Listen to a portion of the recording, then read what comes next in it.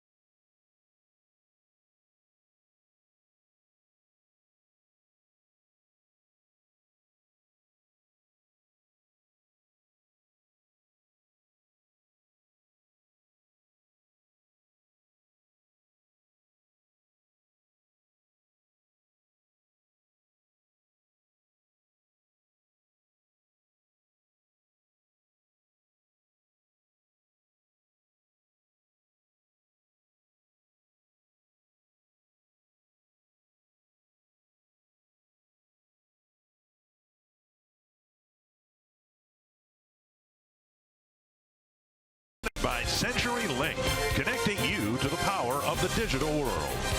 By Sanford Orthopedics and Sports Medicine, for the everyday competitor in all of us. And by Northland Ford. Visit buyfordnow.com and your local Northland Ford dealer today. Despite the loss last night, the Twins still hope to have a winning homestand, and they hope to win this series with the Texas Rangers this afternoon.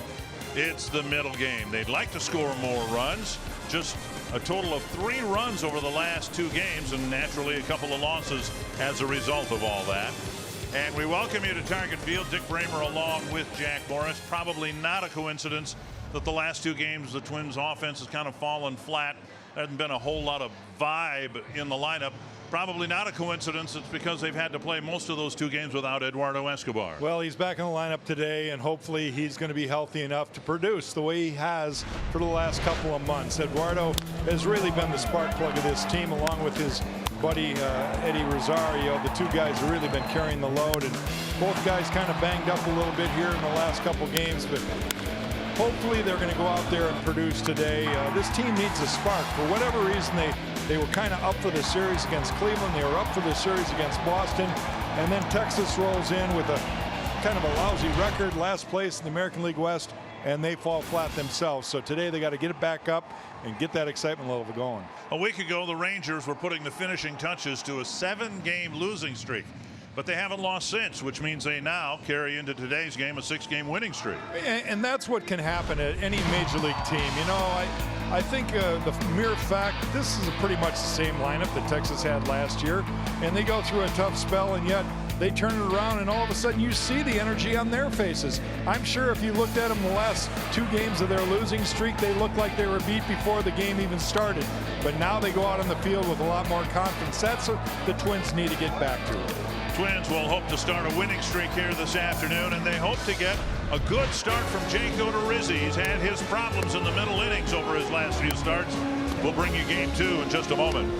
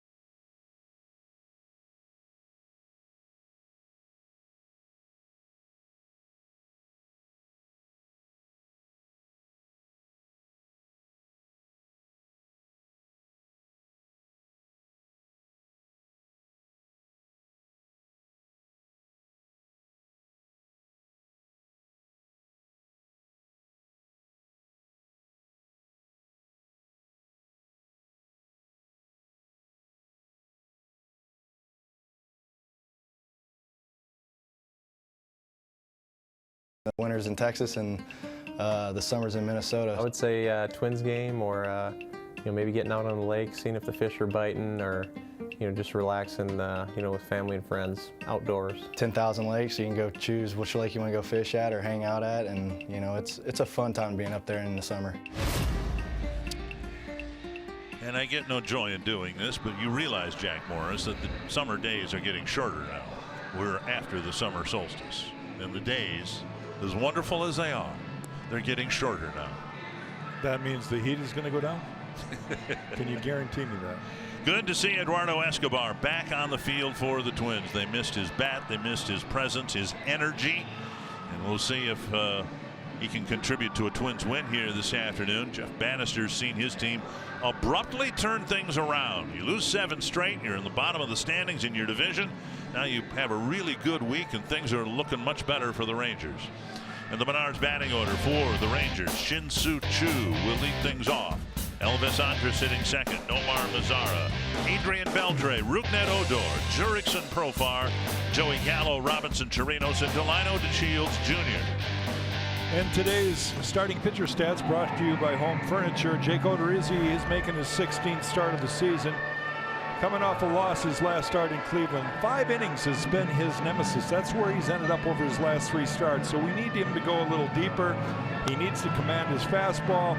We'll look for all those things here today as we start the game. And watch out for that first pitch. That's been a problem for him. Twins out in the field have Eddie Rosario out there in left. We were concerned about that last night. Lamar's in center, Kepler's in right, Escobar Mater at short, his natural position, if you will. Dozier, Morrison on the right side of the infield, Garver behind the plate. Taylor Mater's become a hybrid player, a utility player who can play both in the outfield and the outfield, but he was signed as a shortstop, and it is his favorite position, as you might expect.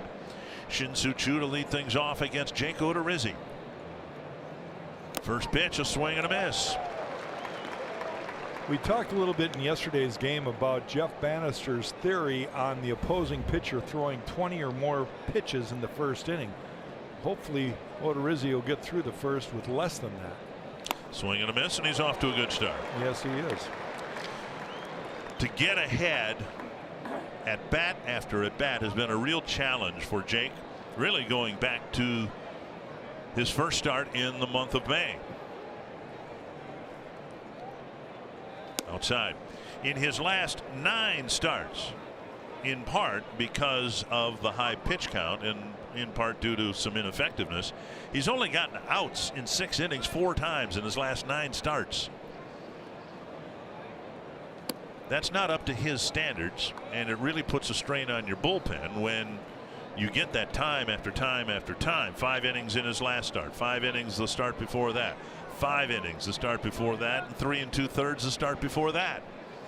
2-2, and line foul. Yeah, you don't want it to become known that when you start it's a bullpen day, and Jake Odorizzi just hasn't gone very deep. We talked about first pitch with Jake. He's allowed a .448 batting average on first pitches against a batter, and on the contrary, when Odorizzi gets 2 strikes on a batter, the hitters are only hitting a .191. And he starts the game with a strikeout of Shin-Soo Choo. Well, that's the start he needed.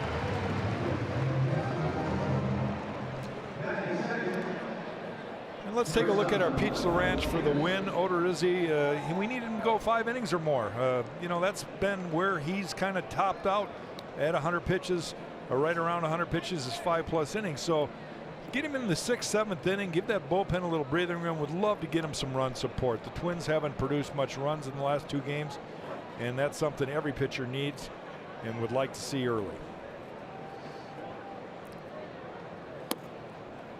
Away and or up to Elvis Andrus.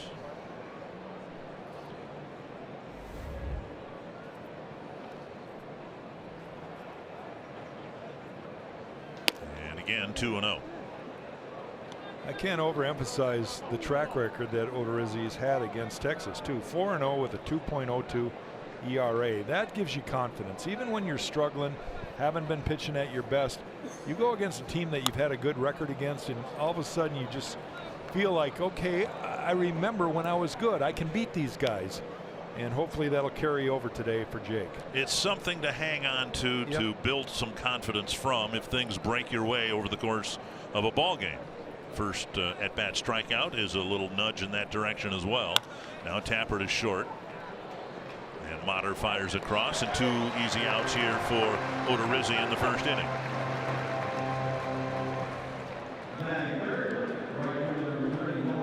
Rangers got a lot of production from their top 4 hitters last night, the subject of our DQ combination. 7 for 18, 7 runs batted in. Chu with, of course, a 2-run home run. And with 2 down here in the first, Nomar Mazara will bat. I tell a lot of young players when I get a chance to talk to them, remember what you're doing right when you're going good, because those are the things you're going to have to reflect on when things start going south.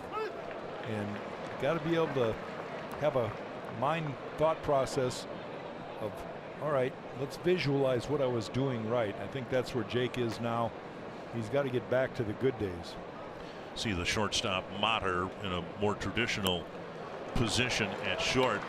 They say, people who follow the Rangers on a daily basis, this guy has done a great job adapting to the shifts that were put in play against him. And we saw that last night. Yep. He got a base hit right about where Mater's standing now because the Twins were in a pull shift in the infield. So there is hope, traditional baseball fans, when you see hitters like Mazzara who look at the infield and do what wee Willie Keeler suggested 120 years ago. Hit them where they ain't. And Mazzara has been doing a really good job of that. 2 strikes from Odorizzi.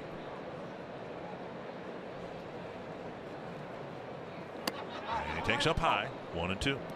We talk about it like it's not that hard, and maybe for some guys it isn't. I think the gifted athletes have enough bat control and hand-eye coordination that they can flare a ball and shoot it whatever direction they want.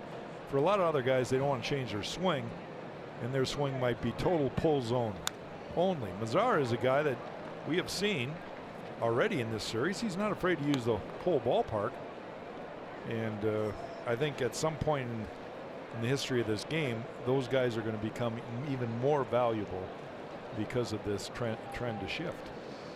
Hitting at 279, which would be a career high. Last year he hit just 253. 1-2 to the Texas right fielder.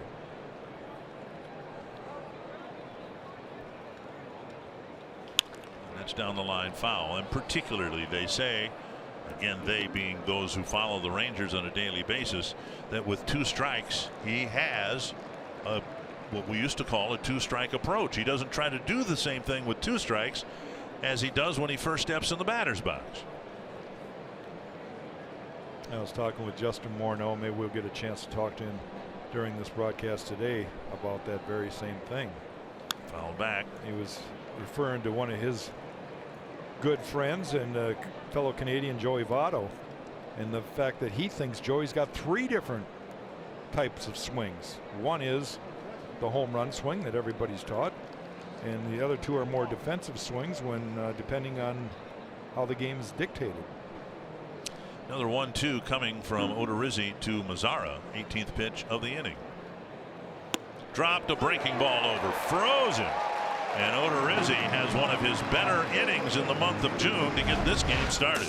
How about this? He goes to his secondary pitch and throws it for a strike.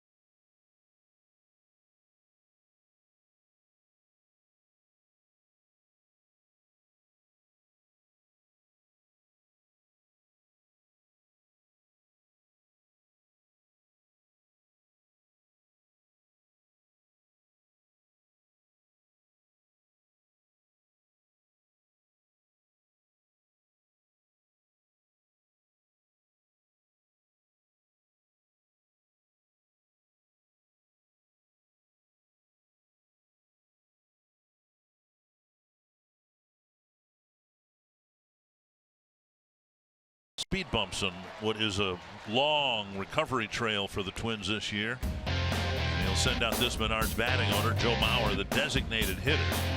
And then Eddie Rosario, Eduardo Escobar, Brian Dozier, Logan Morrison, Taylor Motter, Max Kepler, Mitch Garver, and Ryan Lamar. Today's starting pitcher stats brought to you by Home Furniture. For the Texas Rangers, it'll be right-hander Giovanni Gallardo. He's making his 4th appearance, 2nd start of the season. His contract was purchased from AAA Round Rock. Has not really pitched all that well. Very high ERA, no decisions so far, and the Twins should be able to get to him. He's 4-2 lifetime against the Twins, mostly with a member of the Seattle Mariners. Strike one at Milwaukee Brewers before that. And if it seems to you viewers like, well, the Gallardo, it seems like every time we see him, he's wearing a different uniform. You're right. The Rangers are his 6th team over the last 5 years. Mauer takes low, and it's 1-1. On paper, the Twins should have a fun day today, but it's up to them to go out and execute that and be patient. And again, I'd love to hear Justin's comments on that as we move along this game. Roy Smalley certainly addressed it. Timmy Laudner, the former hitters, and what it's like to face a guy that has been struggling and how you go about a game approach with those guys. 2-1 to Mauer. And then, when given an opportunity to score, don't make mistakes on the bases that limit your opportunities. Line to left, and Mauer's got a base hit. He took, and then on the 4th pitch, a solid single to left. Now Joe came into this game hitting .409 against Gallardo, and now he's got his 10th hit, 10 for 23 at the plate.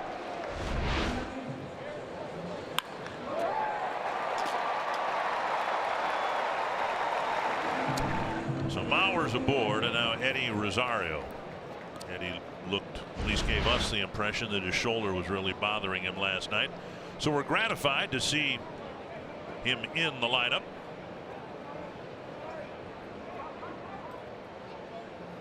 Well, he's a gamer. He wants a deep drive to right field, and Rosario carries the bat with him halfway to first. And a 2-run jolt here in the 1st inning for Rosario. Well, they must have listened to the pregame script. Things are going well. Jake Odorizzi pitches a clean 1-2-3 first with strikeouts, throwing his secondary pitch over, and now the Twins' first 2 hitters get up there and make production. Eddie Rosario topping it off with this breaking ball that stayed right over the middle of the plate, and he deposits it just beyond the flower garden there in right field. Roberto Duran in right field, hands of stone. Ball bounced right out of the hands, back onto the field of play. Strike one to Eduardo Escobar. Escobar made a pinch hitting appearance late in the ball game. Stayed in the field later in the ball game as well. Fouled back again. He told me yesterday before the game, when we didn't know whether he was going to play at all, that after being drilled in the right elbow in the low tricep area right above the elbow by Rick Porcello, swinging left-handed he was fine, but it really caused him a lot of pain right-handed. We assume that some of that pain has subsided. Down and in, and it's 1-2. And I'll try to explain that reasoning for that. As a right-handed hitter, his right hand becomes his backhand, or what we call his top hand, and that has to travel a little bit further than his bottom hand in a swing. And so he has to follow through and have a little more extension with that right arm, and that's probably why it affected him a little bit more. I also think it probably hurt him quite a bit when he was throwing a baseball. Right. For the same reason, right? Right, extension. Popped up. And crossing the line is Jurickson Profar, and in foul ground he makes the catch, 1 away. And that'll bring us to Brian Dozier. Brian Dozier's had some really good numbers against Gallardo. 9 for 18. Nice clean 500 batting average, and he's been swinging a little bit better lately, so hopefully he will handle something that he likes. Middle half in, maybe.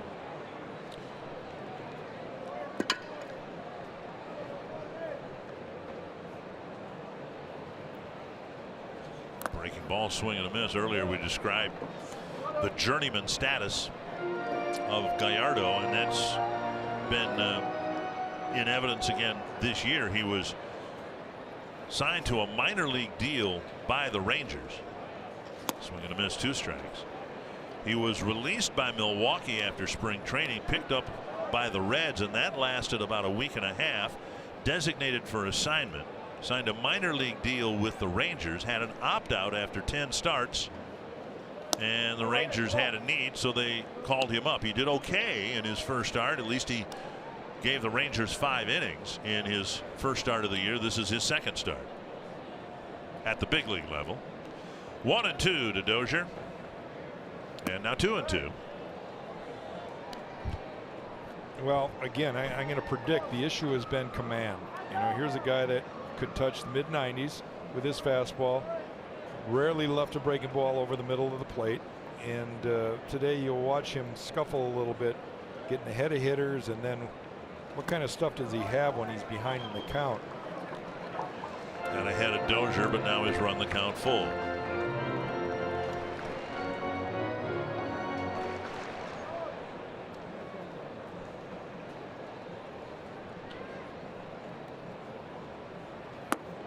And a walk, and he lost him after getting ahead 0-2. And that'll bring up Logan Morrison.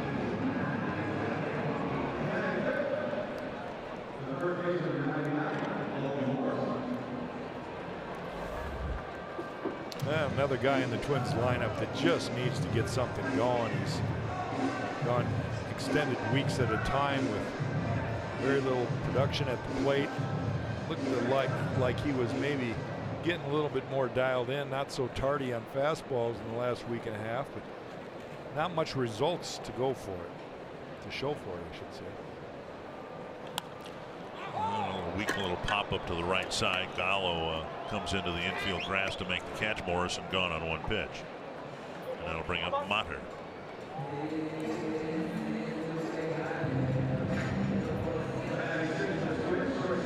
Matter's looking for his first Twins hit. He's gone 0 for 8, but last night he probably hit the ball throughout his at bats harder than anybody in the Twins lineup. Didn't get anything to show for it.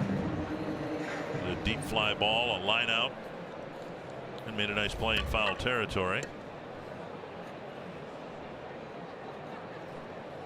It's got to be hard to let that go as a hitter. It's just like a pitcher that makes great pitches and the hitter does something to make it look worse. Yeah. You know, you've got to learn to let it go and regroup for your next at bat, or as a pitcher, your next pitch. And sometimes that's not an easy thing to do.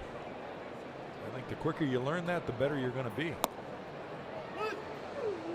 Has to be tougher now for a player who's struggling, because at least in stadium, it's over there, it's up there, it's over there. Your batting average is splashed all over the ballpark now. It used to be at like a Met Stadium. It was on the thing that had the Twinsogram, the scoreboard, and right. It was one spot, but now Matter's 174 batting average.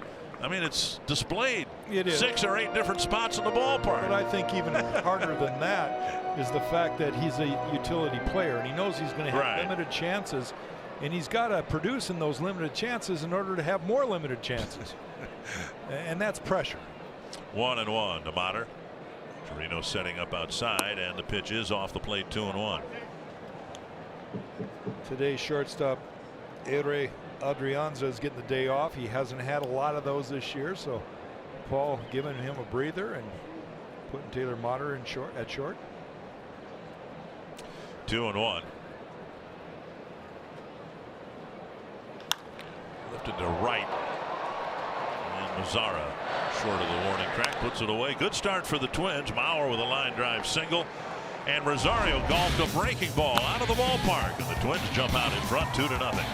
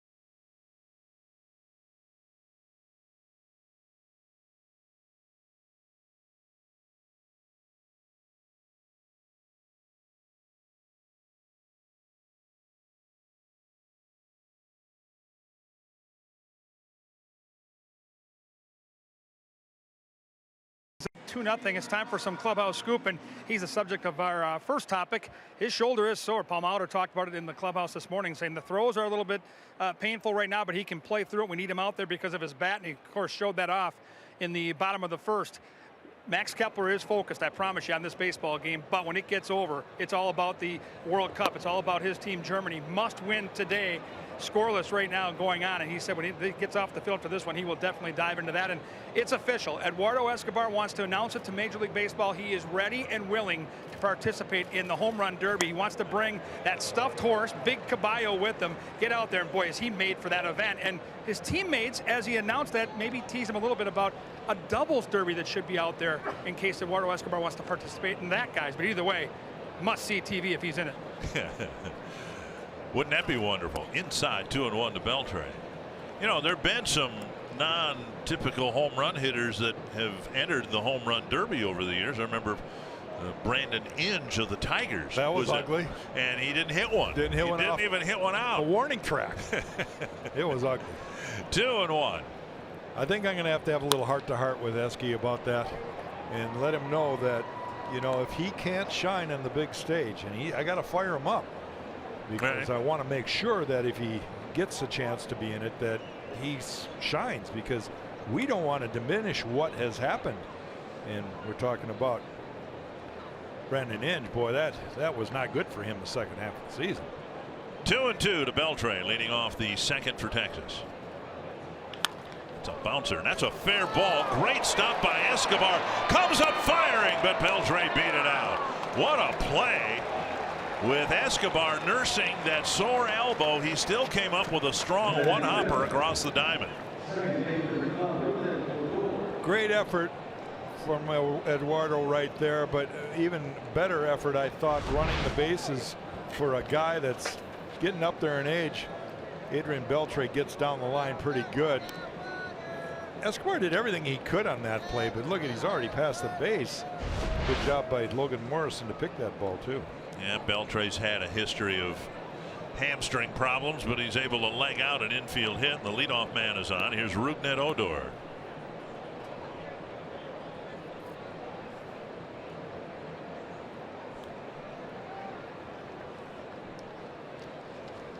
And over the inside corner, a strike. A lot of base runners allowed by Odorizzi, but he's only got 3 ground ball double plays this year.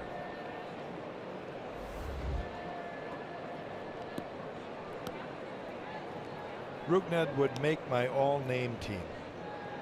It's just one of those unique names. Yeah. Up the middle and through. He put the barrel on it. Beltre will check in at second base. Just literally stuck the bat out and spanked it to center. First and second, nobody out. Yeah, literally, like he said, dropped the barrel. He dropped the barrel head right on the baseball down in the zone. And the ball shoots right past Odorizzi. He's going to have to react a little bit quicker to get a glove down on that one. Now, Jurickson Profar didn't play in the ball game last night, is in at third base today. Yeah, Beltre's DHing. Profar, 41 runs batted in. Third on the team behind Mazzara with 49 and Gallo with 42.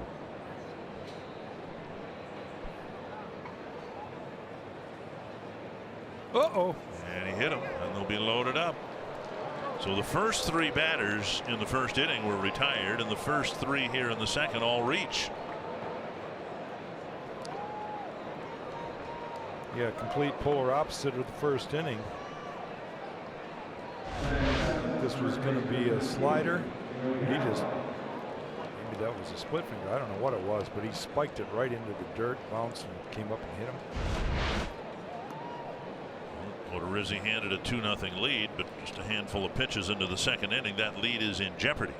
Here's Joey Gallo. Put the ball in play every time last night, but he is a strikeout candidate.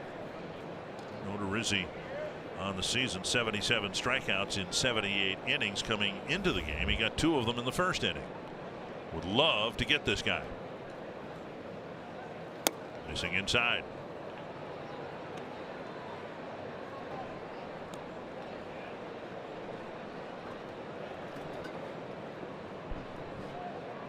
Jake's going to need to use all of his pitches in this particular at bat. He struck out Mazzara in the first inning on a really good breaking ball. Hasn't thrown many of those in his last few starts.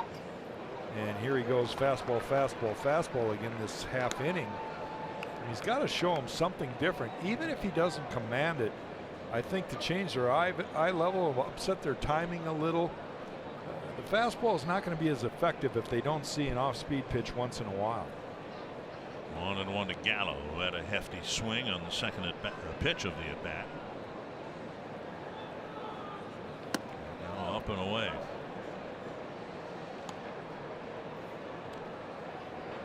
Twins infield playing back. They'll gladly take a ground ball and turn a double play and give up a run here.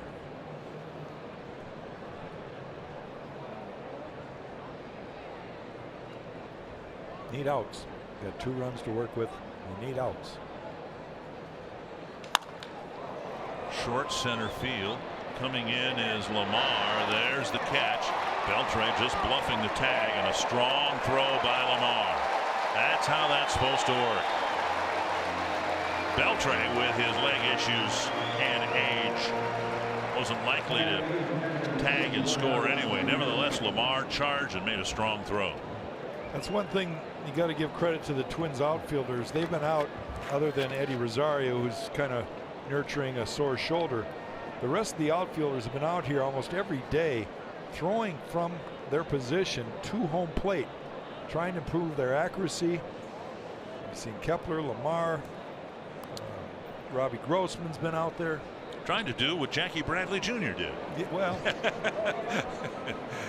I've never seen a throw like that before. It's not easy to do what Jackie Bradley Jr. did. Bases loaded, 1 down for Chirinos. Up and away, ball 1. Now the double play would really come in handy. Twins are pretty much playing them halfway, double play depth they call it, but straight away. Dozier shaded a little bit towards second base.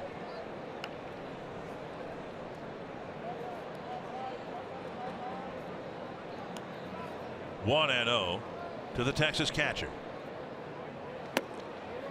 Missing again. Rizzi had a really good first inning, couple of strikeouts. Seemed to have command, worked ahead throughout the first inning. Not so here in the second. Pitch number 33 coming up. 18 in the first inning.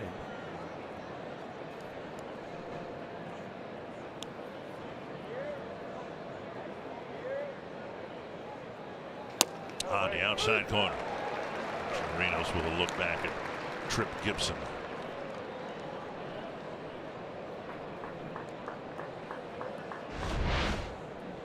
Sometimes I swear they look back because they know they couldn't hit it. The ball looked like it was outside, but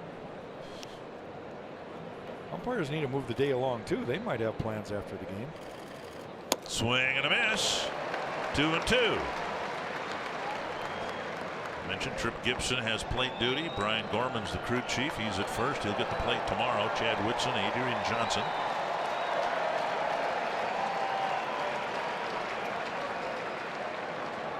Odorizzi trying to complete the steep uphill climb of getting out of this mess in the second inning.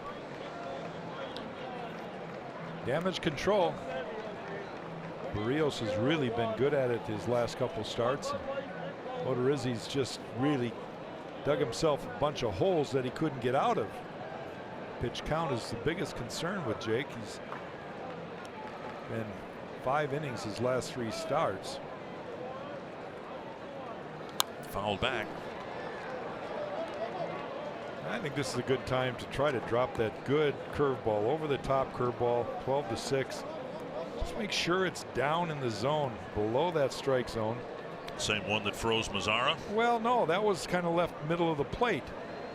But I'm just talking about that swing and miss one down in the zone. I think Chirinos, a lot of times hitters are going to be anxious here. They want to get some run production, drive in those base runners, and they're more willing to swing out of the zone in this situation than they are with nobody on base. 83 strikeouts and 180 at bats for Chirinos. And a breaking ball off the plate, lifted over the Twins dugout. Yeah, it was pretty flat right there. He didn't get the good spin there. Good news is he kept it off the plate. Just think of that, though. 83 strikeouts and 180 at bats. He nearly strikes out half the time. Yeah. So you're saying he's due?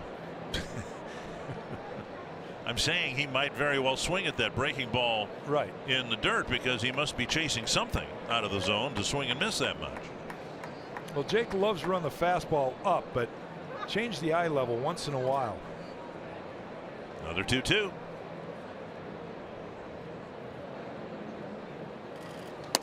And he wouldn't chase, and now it's 3-2.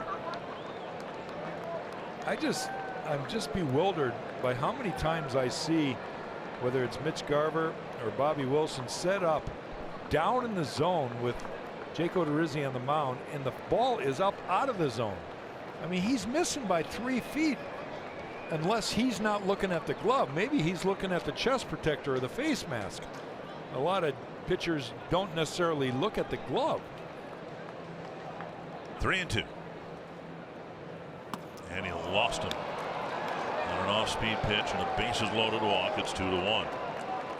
In the inning, 2 singles, a hit batter, and now a bases loaded walk. And the tying run now at third with 1 away. Bring up Delino to Shields. Junior.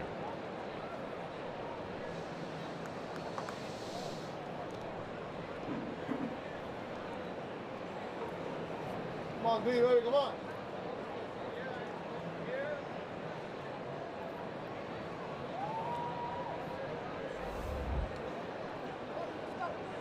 Odorizzi trying to keep the damage to a minimum, keep the Twins in front.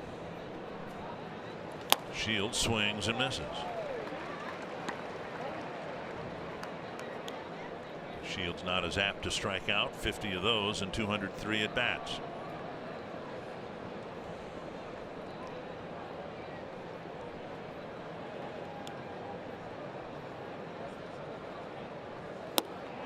Just off the corner, 1-1.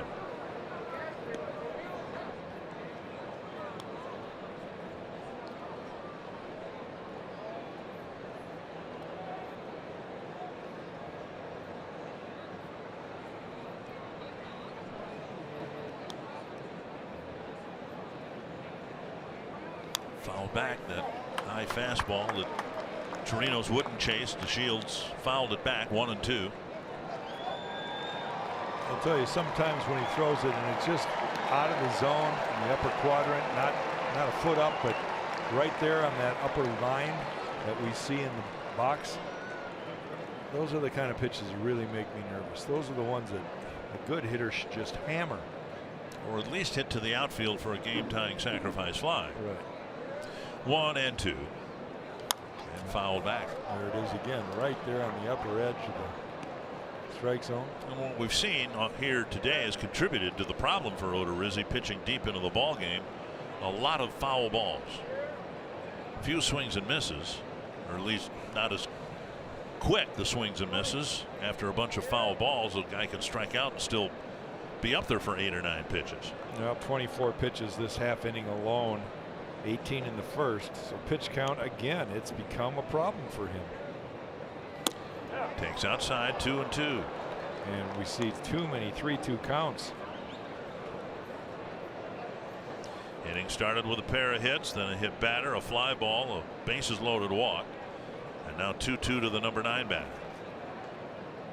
I know pitchers don't really focus on this because they have a job at hand, and that is to get the hitters out. But when you got a guy like Gallardo pitching and the guy's just scored you 2 runs, get him back in the dugout. Liner to left center field, and it'll put the Rangers in front.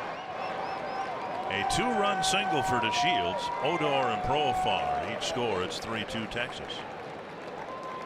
Well, the lead 2-0 didn't last very long, and Chirinos checks in at second.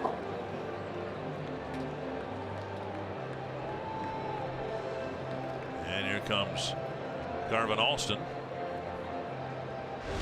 Here's that last pitch, and we talk about another fastball, but this one belt high right in the middle of the zone. He did paint the outside corner, but when you see 3 or 4 pitches up in the zone and then you see one belt high, it kind of has that flashing light approach to you. You just say, hit me, hit me.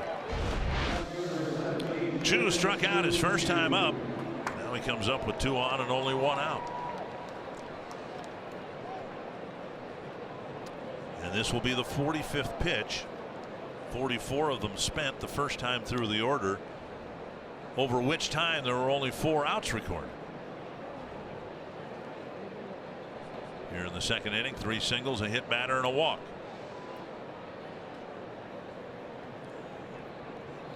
On the outside corner.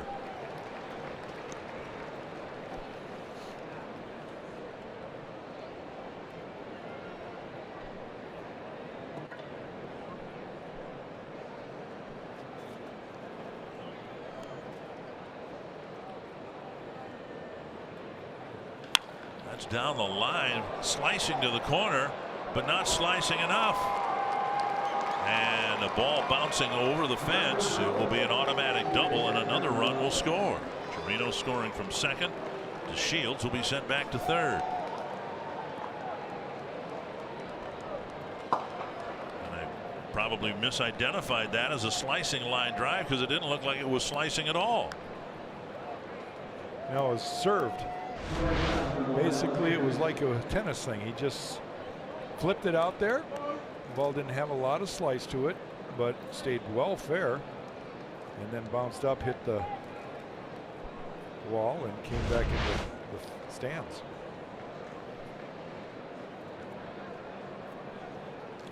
And now here is Elvis Andrus with 2 men in scoring position.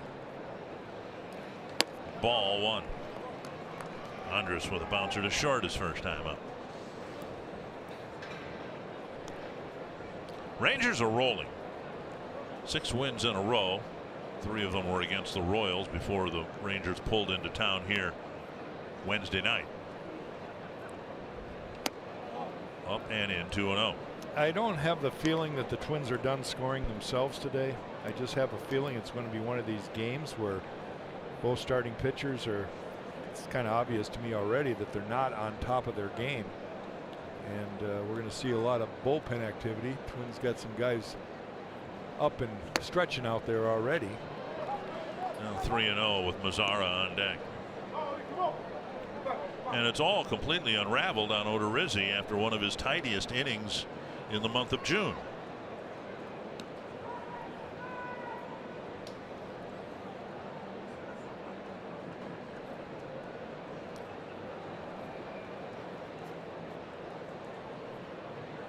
Down the middle to strike.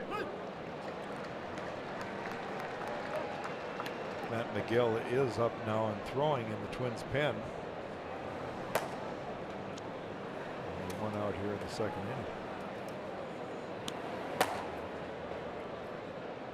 inning. 3-1. 3-2. Another off-speed pitch.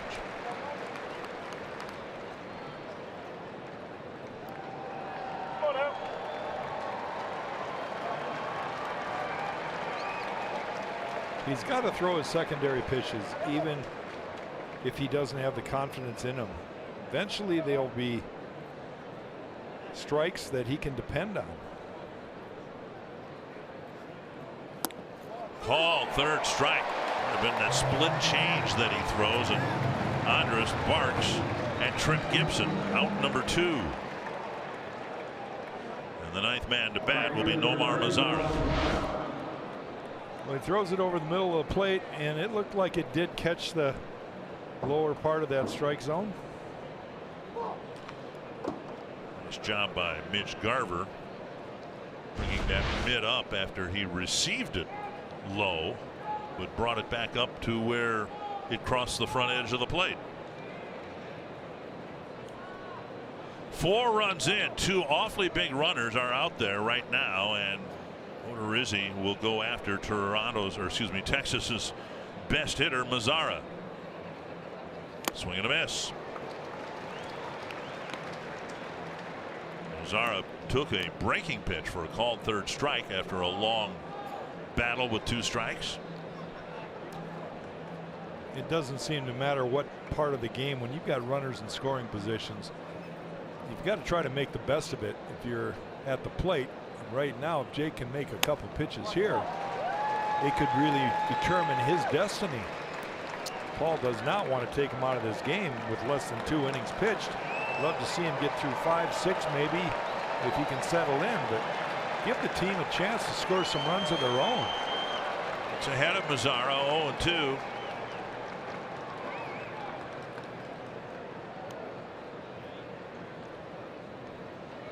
And a base hit to left on an 0-2 pitch, and it'll score 2 more. Mazzaro on an 0-2 pitch hammers it to left field. Another opposite field run producing hit, and it's 6-2. Pretty much what we talked about during his first inning at bat, the willingness to use the whole field generally, and particularly with 2 strikes. Let's look at this last pitch with 2 strikes. Where does he throw the ball? Up in the zone, maybe an inch or 2 up out of the zone, but the good hitters can still barrel it up, get the hands above the ball. That's what Pizarro did. We talked about his willingness to go to the opposite field. He did that. And now a big crooked number that you want to avoid as a pitcher. Actually, as numbers go, 6 is a pretty round number, but it's a big number. It's a bad number. 1-0 to Beltre. Started this with a base hit, an infield hit. Escobar made a nice play behind the third base bag, but couldn't throw him out. And a whistler back right beneath us. Did you consider yourself a good fielding pitcher? Yes. You did? Okay. So I should be comforted when something comes back biting with spin at 105 miles per hour. After listening to you for several years now and talking about trashing the radio guys, fans sometimes, you are totally on your own, and I want to see how you handle it. Okay. I would have bailed on that one. That one had some hair on it. Now 2 strikes to Beltre.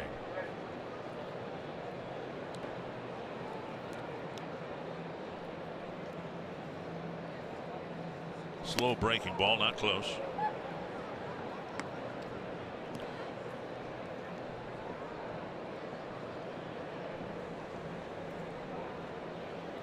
Been a miserable second inning for Paul Molitor. And Odorizzi's just had to wear it so far. A lot of hits, hit batter, bases loaded walk. And so close to getting out of it after striking out Andrus and getting ahead of Mazzaro 0-2. With a damaging 2-out solid single to left center.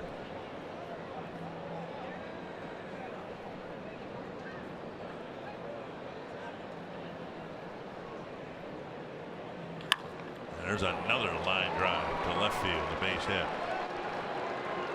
And they throw behind him and safe. Getting back is Mazzaro, with Dozier reaching down for the sliding runner who would overrun second base. And the Twins are going to take a look at it to see whether Dozier got the tag on before he reached the base.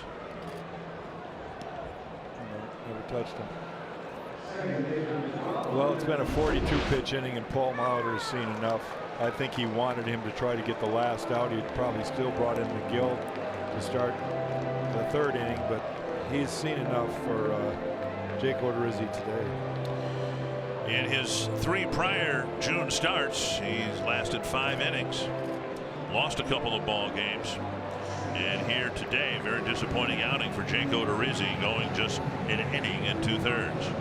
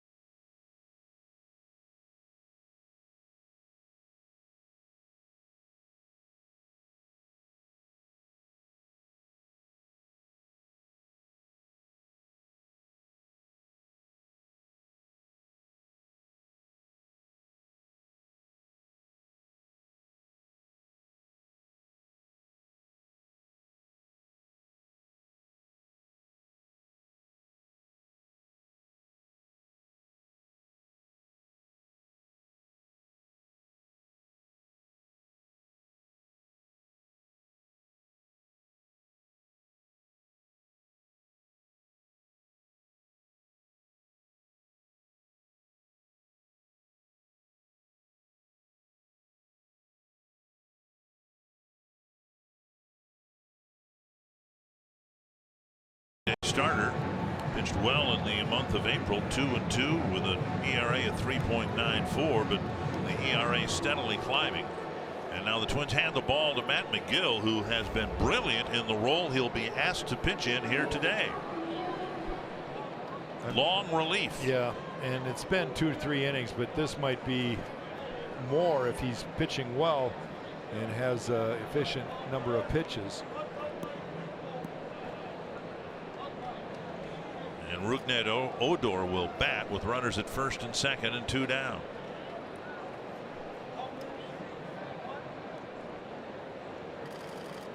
Popped up, it is back, and it's out of play.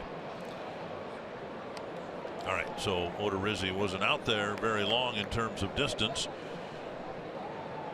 but the game is 45 minutes old or whatever. And what did you see? What has happened to Jake Odorizzi? Well, again, location of his fastball. I think he needs to maybe start the game with more off-speed stuff and breaking balls, because he's just not commanding his fastball, and I think he has less confidence in his secondary pitches and location. He's just having trouble locating. He's got too many 3-2 counts, too many counts where he gets ahead of the count and then ends up giving up hits. I've been there. It's no fun. You really have to reach back and wonder, how and when will I get out of this? And he's got to stay with it. But velocity is another issue for him. I think he's down a couple notches in the velocity with his fastball.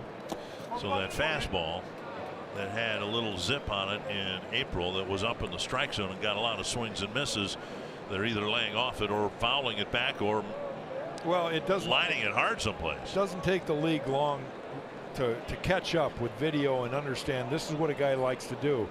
And everybody knows that he likes to run the fastball up out of the zone when he's ahead. And so you lay off of that because you're aware of it. You're listening to everybody that's trying to help you, watching the video. 1-2 to Odor. And a long way foul.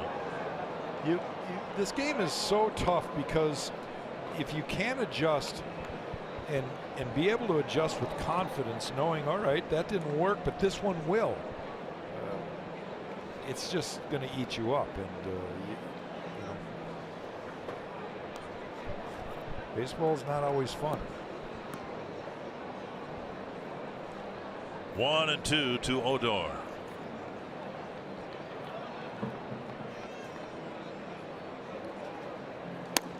Missing up and in.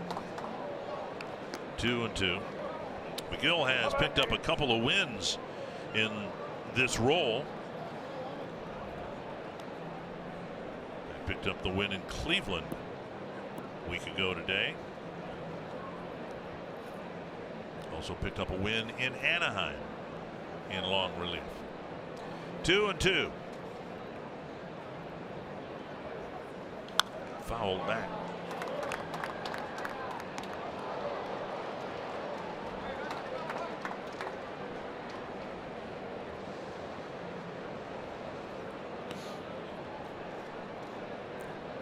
Many of you know what WHIP is for a pitcher. Walks and hits per inning pitch, WHIP. Well, McGill's is the lowest on the Twin staff. Anything around 1 is good, and if it's well below 1, as it's been for McGill, it's very good. Missing inside, now 3-2. It would be an indication of how efficient a pitcher is. Does he get the guys off the field? How many base runners? I mean, walks and hits equate to base runners. Here he inherits a couple of them. And Odorizzi has already been charged with 6 runs.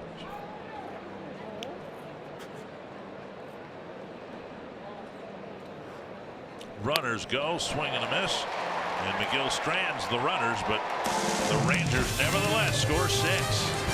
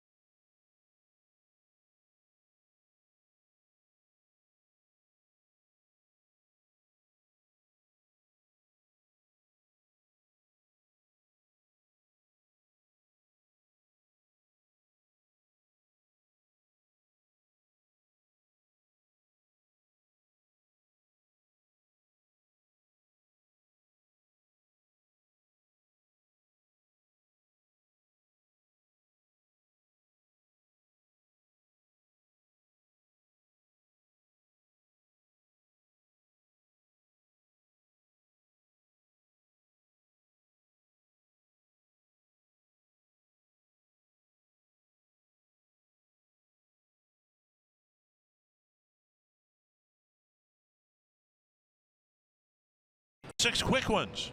No, that's not true. There wasn't anything about the top of the second inning that was quick. They got 6. It's 6-2 Texas. And now Max Kepler will lead off the second. Dick Bramer, Kevin Gorg, Jack Morris, joined here by Justin Morneau again. And ball 1 to Max Kepler. Well, Marnie, you've been watching. We're talking about command for Jake Odorizzi, and it's becoming a problem. Do you see anything that really stands out? It looked like he was kind of flying off his delivery a little bit. He's flying open, and then anytime you do that, your shoulder opens and you're showing the hitter the ball for a little bit longer than you normally would. I don't know how far. Kepler with a drive to right, and that'll drop, and was backhanded by Mazzara. That ball nearly skipped by him, and Kepler has a leadoff single in the second. Yeah, and I think when you do that, you end up showing the hitter the ball for a long time, and that's what it looked like to me. His velocity looks like it's down a little bit from where it was early in the year, and then also behind in the count, making mistakes over the plate. It was just kind of a perfect storm of everything you don't want to have happen as a pitcher. See if the Twins can build an inning here after a leadoff single. They got one of those in the first. Rosario teed off on the next pitch, hit a 2-run home run. It's Mitch Garver's turn to bat. It's funny you should mention what you just said about flying open. All these years in baseball, I can still learn something. And you know, I've always said when a pitcher is flying open with his front side, he's usually dragging his arm, and that's why the ball's up in the zone. But you're looking at it differently in the fact that he sees the ball, the hitter sees the ball a fraction of a second longer, which is probably true. So there's 2 bads that happen. The base hit to left. Profar couldn't snag it.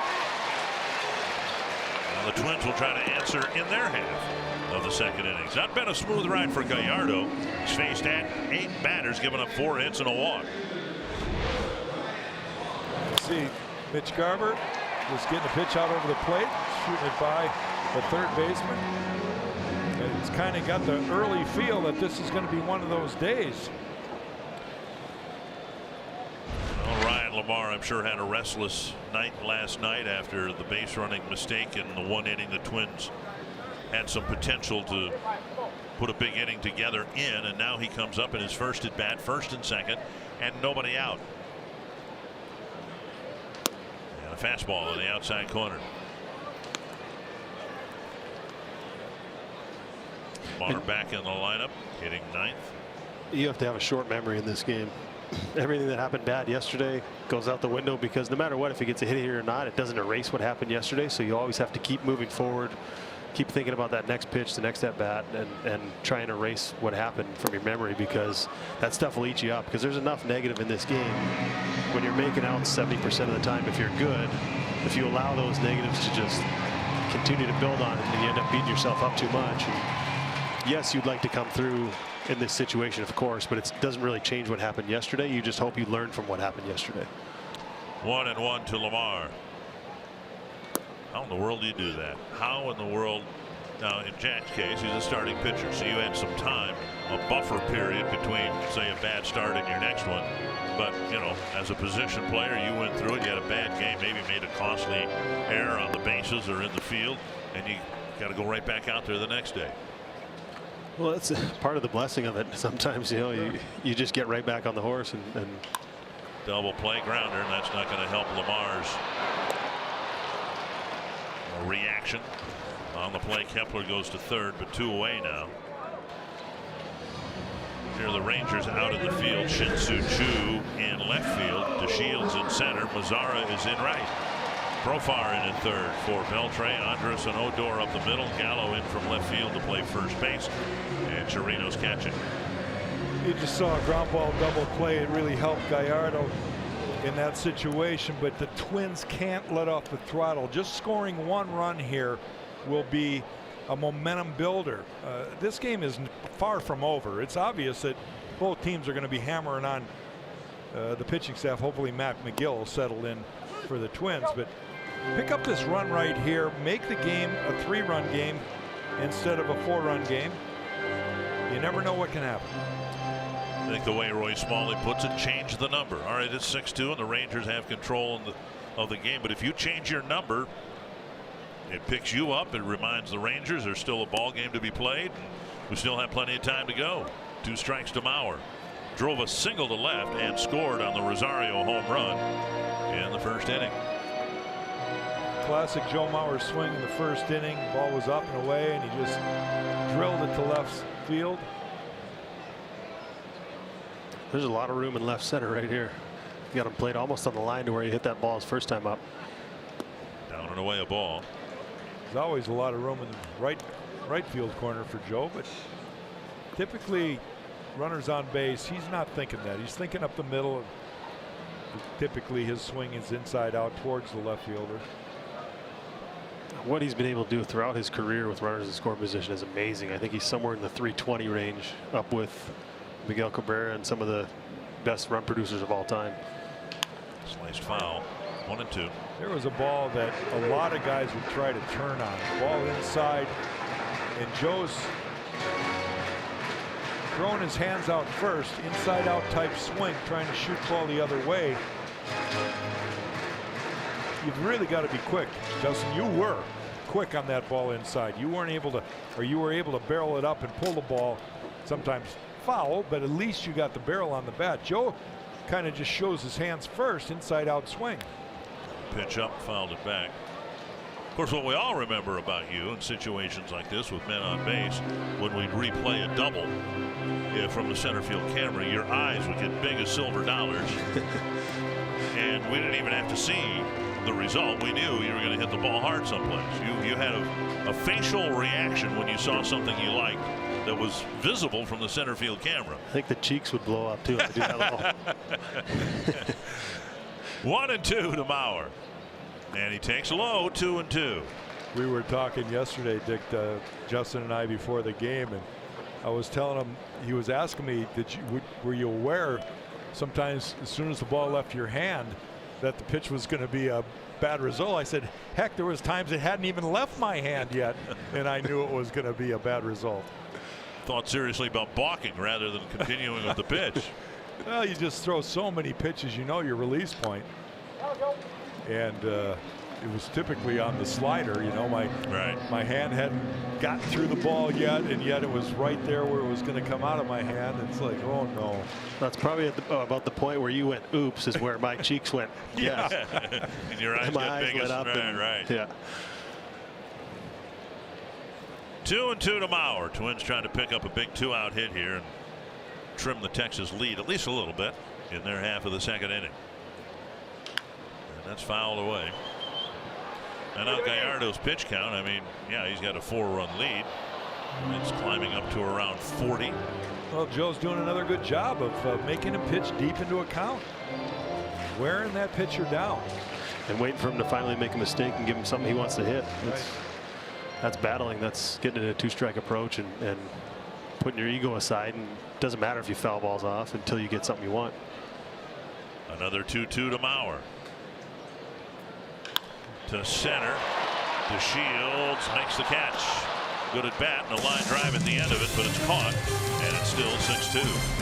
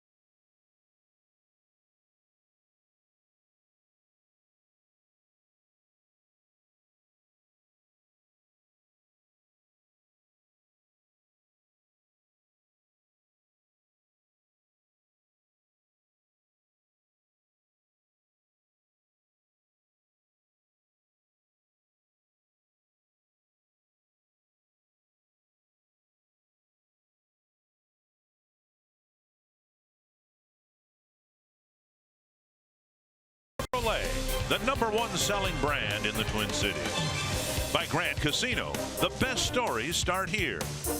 And by Wisconsin Dells, the water park capital of the world. It's 6-2 Texas. And now for the rest of the play-by-play, here's Justin Morneau. All right. Well, we'll see what happens here. No. Want to do it? I'll leave that up to you. Okay. And now to the third inning. I did that to Torrey Hunter last year, and for a brief moment he got pale. Scared to death.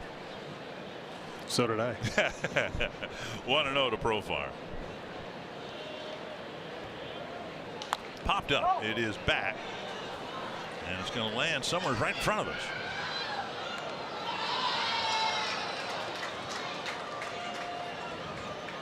The thing I like about McGill so much is here's a guy that got an opportunity and he's run with it. Every situation they've asked him to pitch in, sometimes late in the game, sometimes in the second inning, and whatever he's been called upon to do, he's been very successful at it.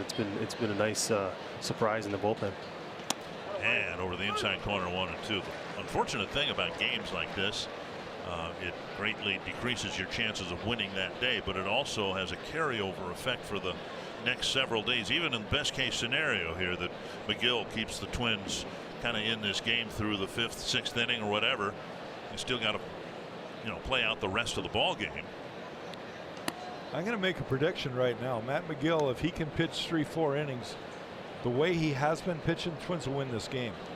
This game is far from over yet. Matt McGill is the right guy to have on the mound right now. It started out really bad, and yet he's going to come in, shut the door, and the Twins are going to keep pecking away.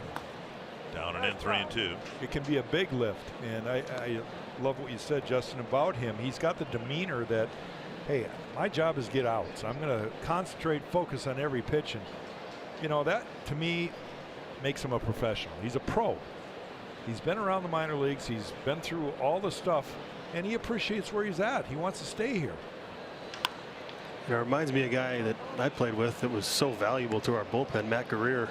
Sure, when he first came up, I played with him in AAA, and then we came up, we were in the big leagues, and you'd ask him to come in the 4th, and you'd look up in the 7th inning, he hadn't given up any runs, and he ended up later in his career making big outs in the 7th and the 8th inning. He was a guy that we really depended on. Every bullpen needs one of those guys that when he's called upon, he'll take the ball whenever he wants, as much as you want.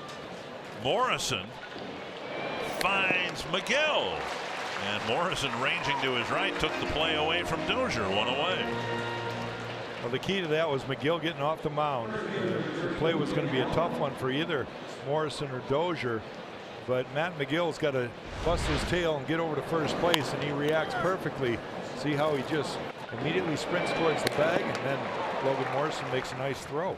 That's what you're instructed to do, Justin. Yep. Make every play you can. Assume that the pitcher is going to be where he's supposed to be, right? Yep, he's only got one job once that ball's hit to the right side. And you'll see the catcher most of the time when a left-handed hitter comes up, he'll come out in front of the plate and just remind him, hey, you got to get over there.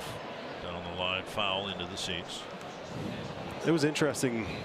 That's a communication play there. As the first baseman, your reaction, ball's 3 steps to your right or whatever it was. You go after that ball until you hear the second baseman in your ear say, I got it, I got it, I got it, because it's an easier throw for him to make as a second baseman coming towards the bag. Logan Morrison had to spin. He's moving away from the base. So big swing and a miss. They've been playing together for enough now where it's surprised not to hear him or see him call him off there and make the easy throw for Dozier, but he made the play, made a good play. McGill did his job, and you get it out. 0-2 to Joey Gallo. Gallo with a fly to center. He has not struck out this series yet.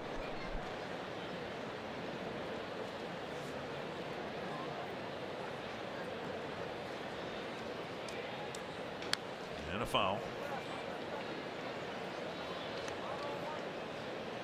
Gallo leading the league with 109 strikeouts. Yoan Moncada of the White Sox 104. Giancarlo Stanton 101. Aaron Judge 100. And I like the conversation, the point you brought up last night. about the 200 strikeouts and 30 home run hitters. You know, guys back in your era that played, how many guys could actually hit 30 home runs if they stopped caring about strikeouts? Because 100 strikeouts, you know, in your day was a big deal. Yeah, that I mean, was a no-no. I even considered it the first part of my career. 100 strikeouts was like a no-no. You didn't want to get to that point. And that is hit so hard it split the shift, and Gallo's going to dig for 2, and he'll be in with a double. A whistling line drive hit right between where Morrison was and where Dozier was. He generates some bat speed. We talk about his strikeouts, but he can also drive the ball, hit a lot of balls deep in right field seats. That ball right down Broadway. Yeah, I didn't get a real good response from our TV guy here. He didn't give me any indication how many more guys would hit. If they just focused on hitting just home runs. Bombs away, kid. Just bombs away every swing. I don't know. The only argument I have for that, or the only reason I guess you wouldn't do it, is Ichiro. They asked Ichiro. They said Ichiro and BP can hit as many home runs as you want him to hit, and he can do that all day. But he said he didn't feel like he was as valuable to the team if he went up there and hit 240 and hit 25 home runs. He just didn't feel like that was his job as the leadoff hitter. So I think it could, not saying it can't be done or guys wouldn't be able to do it because they're the best hitters in the world. They're major league hitters. If you told them to do something, they find out a way, they figure out a way how to do it, right? But is there value in a guy hitting 200 with 18 home runs as opposed to hitting 250 with, like, you know, 8 or 10 and actually getting on base and doing what's good for the team? 1-1. Pitch left up 2-1. This conversation has been going on for a while, by the way. I had a conversation with, I can't remember who it was. It was at the Hall of Fame when I went through my orientation. And we were talking about Ty Cobb apparently was getting a little annoyed with Babe Ruth getting so much attention for home runs. So he said home runs aren't that hard to hit, and in 2 weeks span he hit like 15 home runs. And just to prove a point that he could do it, and he said, now I wonder if Ty Cobb can hit 400. I mean, if Babe Ruth can hit 400. It was almost like he was throwing a challenge back to Ruth. Well, back in the day when I was working games with Harmon Killebrew, and Wade Boggs was winning batting titles. Wade Boggs' hitting coach, Walt Riniak, said, well, Wade Boggs could lead the league in home runs if he wanted to. And I related that story with Harmon sitting next to me. And Harmon's response, because he was a home run hitter, was, well, then why doesn't he? You know, Harmon valued home runs. Sure. Infield in now, 2-2. And now 3-2. We had a swinging strike 2, but Garver didn't field it, and it was a passed ball charge to Garver. And McGill trying to pitch around the 1-out double, but the passed ball didn't help, and now it's a 3-2 count to Robinson Chirinos, who drew a bases-loaded walk his first time up. High fly to deep left, and Rosario is back. That ball carrying, and it is gone. A 2-run home run. Chirinos hitting his 9th of the year, and it's 8-2.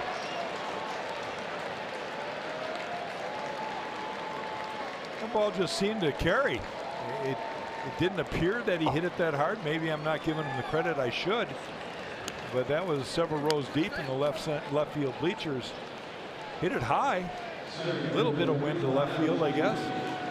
And having played here for a few years, during the day and when it's warm like it is today, the ball seems to carry so much better than it does at night.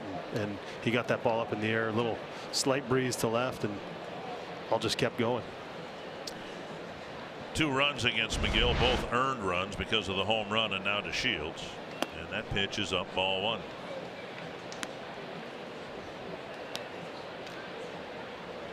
To Shields with a 2-run single in the 6-run second inning.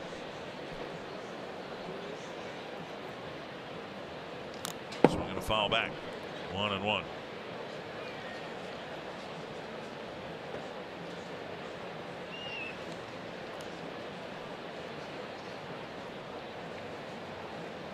Twins had a 2-0 lead, but now 8 unanswered runs by the Rangers, and we're only in the top of the 3rd inning.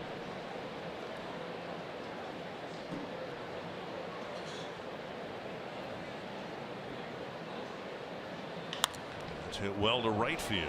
Kepler to the corner. Makes the catch, out number 2.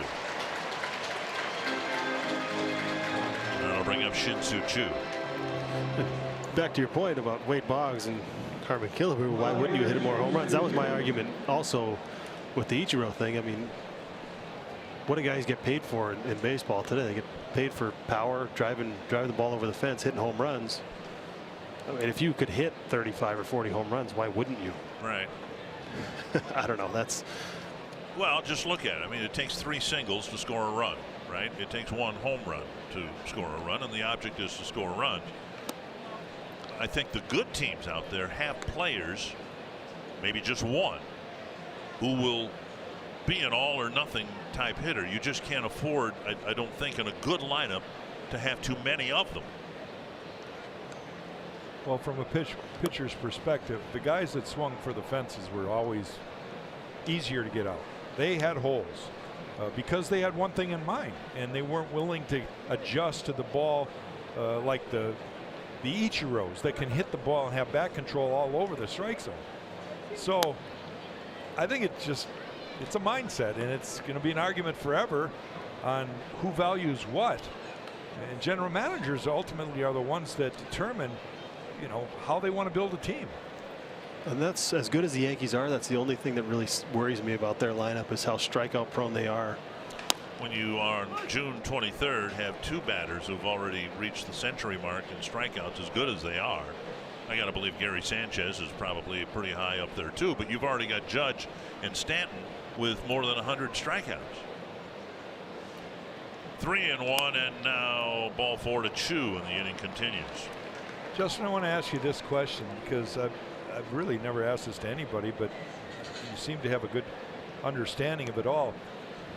Aaron Judge is yet to be, he's not, I mean, he's getting to be a veteran player, but he's still a young player, okay? And strikeouts way up there, but home runs, run production also way up there. Do you think as he matures, the home runs will stay where he's been or even climb, but the strikeouts will go down? They should. Once he knows the pitchers, once he's seen all those guys, you know, 6, 7, 8 times, it's such a big difference for a hitter when you step in the box and you've got the experience off a guy. You know what his breaking ball does. You know his tendency with 2 strikes. You know how his fastball moves. When you've got all those things, and he's such a good athlete. You know, you watch him play the outfield. He's got a great arm.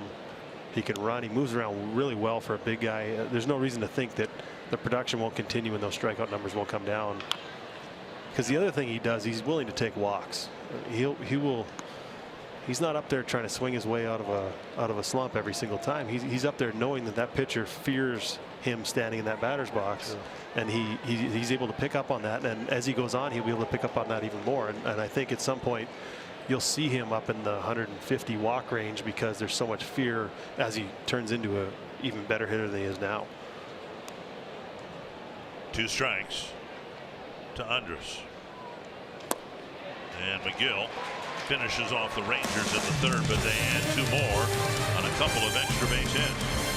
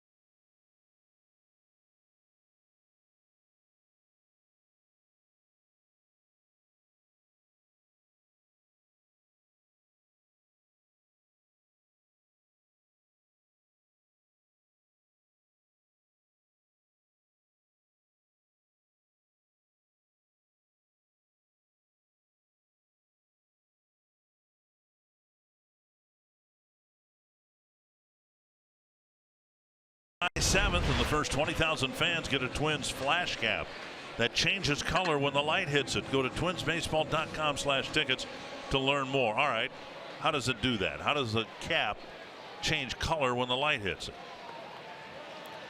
I didn't design it, but I've seen chameleon cars. You've seen that purplish color paint on a car that sometimes it looks deep purple, sometimes it looks gray, sometimes it, I don't know. There's technology out there I just don't understand. And the good news is I'm not really concerned. Strike one to Rosario. Took a breaking ball and lofted it over the basket in right field for a 2-run home run to give the Twins an early 2-0 lead. And outside now, 1-1. Rosario, Escobar, and Dozier in the Twins' third. And Gallardo trying to keep chipping away at the total of 15 outs. He needs to complete 5 innings to qualify for a win. There's a swing and a miss. 1-2. This is where the game gets to be a lot of fun for a pitcher that has the run, you know, the big lead on his side. You know that hitters are going to go up there and probably start being aggressive. It's hard on the offense to come back in these kind of games. So you stay away and you just keep the ball down and you know, make them make their own outs. Make them beat you with 15 singles to end up tying the game. You know, exactly. 3-run home run gets them right back in the game. But if you, like you said, you stay away, you force them to beat you to the big part of the field. A veteran pitcher should be able to feed off that. A little early to be making substitutions. Yet the Rangers have Guzman in at first base for Joey Gallo. 1-2 to Rosario. And now 2-2. So we'll, if there is a reason for Gallo's departure, we'll pass that along to you as soon as we are given said reason. 2-2 to Rosario. And a swing and a miss. Strike 3, 1 away. 1 gone in the third. Let's find Kevin Gord. Yeah, guys, time for our big story in baseball. And it was all about big run production last night in Boston. The Red Sox beat Seattle 14-10. They were down 10-5 in this game. The teams combined for 9 runs on the first. J.D. Martinez 4 for 5, a home run and 5 RBIs on the winning side. How about the losing side? Nelson Cruz 4 for 5, 2 3-run home runs and 7 RBIs. That was a long baseball game, and the team that scored last was the Red Sox, the last 9 runs to win 14-10. Stephen Wright started for the Red Sox, and when I was watching the highlights of that this morning, the first thought that occurred to me is there any value with a knuckleball pitcher of his spin rate? Anti-spin rate. Anti-spin rate. Back to the mound, Gallardo flips to first, 2 down. I mean, spin rate for a pitcher is something you want it as high as possible. But for a knuckleball pitcher, you want no spin at all. Well, I think, what did Wakefield say? He didn't want the ball to rotate more than 1.5 times on the way to home plate. Yeah. So it was, yeah, when the ball stops spinning, that's when the wind hits the seams and makes it move all over the place, makes it dance. But how'd you do against a knuckleball? Because I guess what Wakefield would have been the guy, right? He was the main knuckleballer of your time. Yeah, I don't think I did very well. It was one of those things. It was fun. It was a little different as a hitter. You know what I do? I would take one of Joe's bats up. So I swung a 35-inch bat, and I would take Joe's bat up there at 34 and try and wait as long as I possibly could and just pretend I was playing wiffle ball. Oh, okay. Because I think everybody always says the more trouble you get in off of knuckleballers when you're trying to hit the ball 500 feet because it looks like it's floating in there. So my approach was to try and do less, try and not swing as hard, take a smaller bat, and then have a approach where I let the ball travel as far as I could and then just think line drives up the middle. Stayed in the same spot in the batter's box. You didn't move up or closer to the plate or anything like that? No, I didn't do that very often. I would do it sometimes on sidearm lefties, you know, move up a little bit to try and cut that angle off, or depending on the pitcher or how I felt at the plate. Dozier pops it up towards short. Andrus is under it. And it's a 1-2-3 third for Gallardo.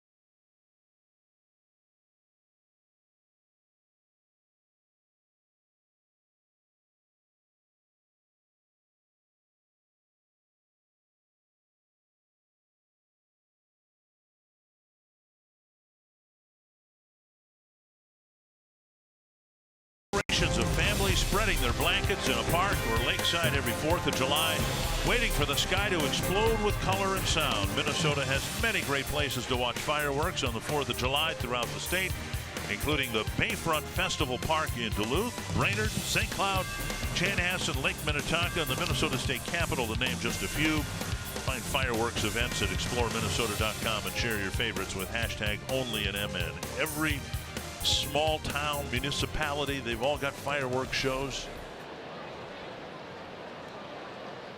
And 4th of July fast approaching. We, the Twins, and those of us who will be traveling with the Twins, will be in Milwaukee on the 4th of July. And then right after the game, we'll get home. That could be an entertaining plane ride home, depending on when it is, how late it is. Have you ever traveled on the 4th of July in the evening?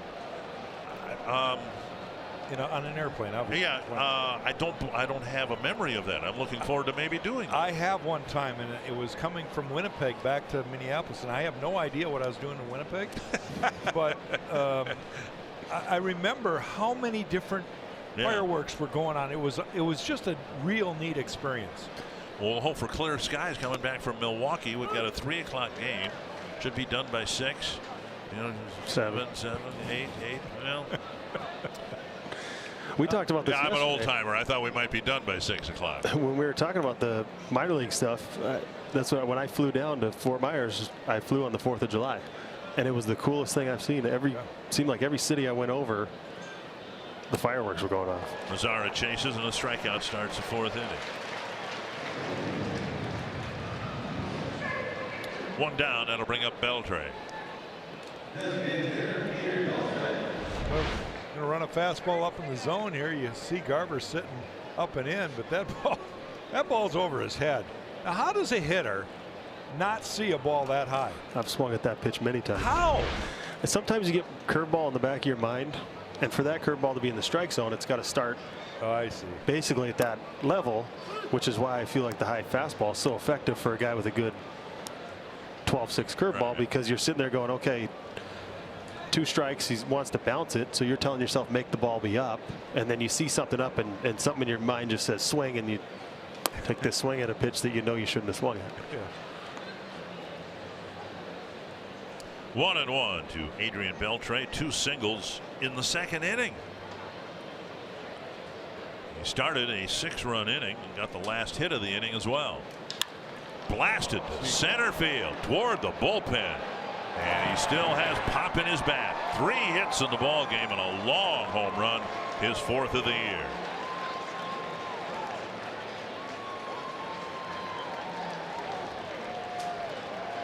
Made his debut in the big leagues 20 years ago, and he's still got plenty of pop.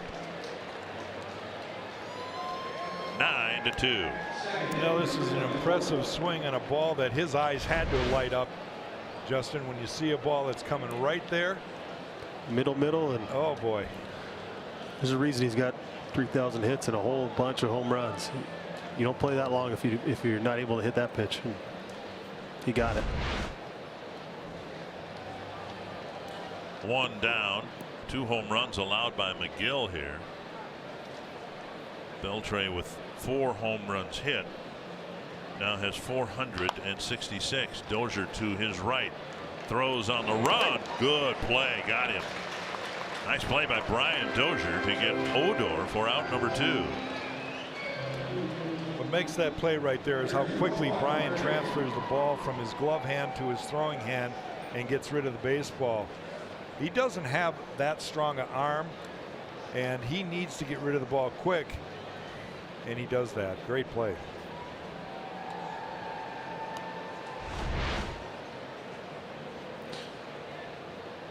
And I think Roberto Alomar was the one that made that play famous and acceptable. There was a time when,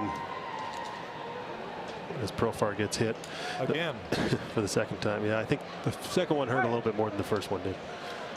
But there was a time when you were supposed to set your feet, do everything fundamentally correct, and then Roberto Alomar came along and started making those plays up the middle. It was absolutely amazing to watch. And it seems like every second baseman now that plays has that play in their back pocket where they can throw that ball on the run like that and get the guy out by half a step. The game is so athletic right now. It's fun to watch guys play defense with how good they move around. Guzman's first plate appearance entered the game after Gallo doubled and scored in the top of the third inning. We just got word Joey Gallo left the game with a left hamstring tightness. Well, he hit the ball very hard into the right field corner and legged out a double and maybe paid the price for that. He was advanced to third on a pass ball and came in on the Chirinos home run. So the only time he really opened it up was trying to get from home plate to second base on the double. 1 strike to Guzman. You mentioned Robbie Alomar. I played with Robbie for 2 years in Toronto, and the one thing he would do different is he would take a jump. He would always go up in the air to make that throw because he wanted to keep his arm on top. And I also played for 13 years with another second baseman that I think is a Hall of Famer, Lou Whitaker, and I've never seen anybody make that play better than Lou Whitaker, and I'm calling Robbie Alomar one of the best I've ever played with. All right, you guys okay with stealing a base up by 7 runs in the 4th inning? I am. All's fair in love and war. If you're going to give it to you, take it. I've never had issue with that. Yeah, especially the way the ball's been carrying, and it looked like Twins bats were coming alive after the 6th maybe, but fouled away by Guzman. Still 1-2. My initial reaction when I saw him take off was and then I looked up, and it's early enough in the game where if the Twins 3 spot, all of a sudden it's, you know, grand slam can tie it. It's unlikely, but at the same time, you know, score as many runs as you can, and maybe that was some frustration out of getting hit again. And I just think it shows that another team is sleeping, and if you can take advantage of their mental and accuracy, whatever the word might be.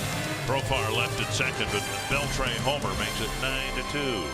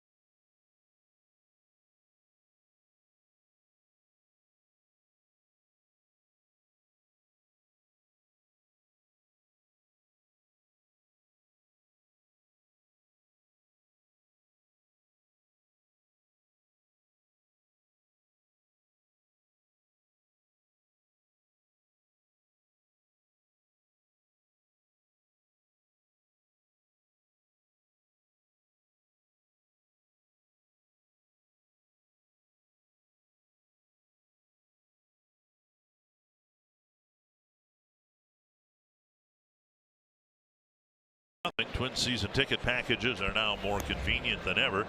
All traditional ticket plans include unlimited ticket exchange options, so you never have a ticket go unused. Season ticket holders are also automatically enrolled in the Sweet Spot Benefits and Rewards program. Learn more at twinsbaseball.com/season tickets.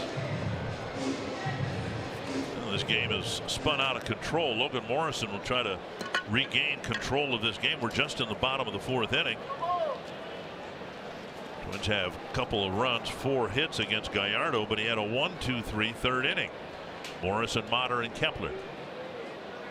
And there's strike 1. Morrison popped up in the first pitch he saw in the first inning.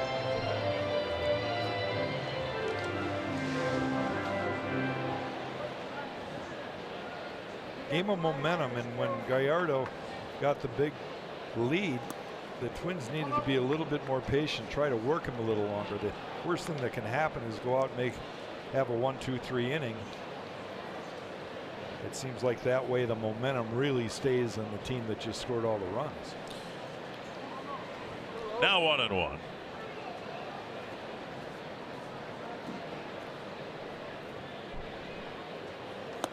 Well, there isn't anything that Gallardo has now in terms of velocity or stuff that should overwhelm or overmatch any hitter. And this, I would think, would be a good matchup here for Morrison. He sometimes gets beaten by velocity.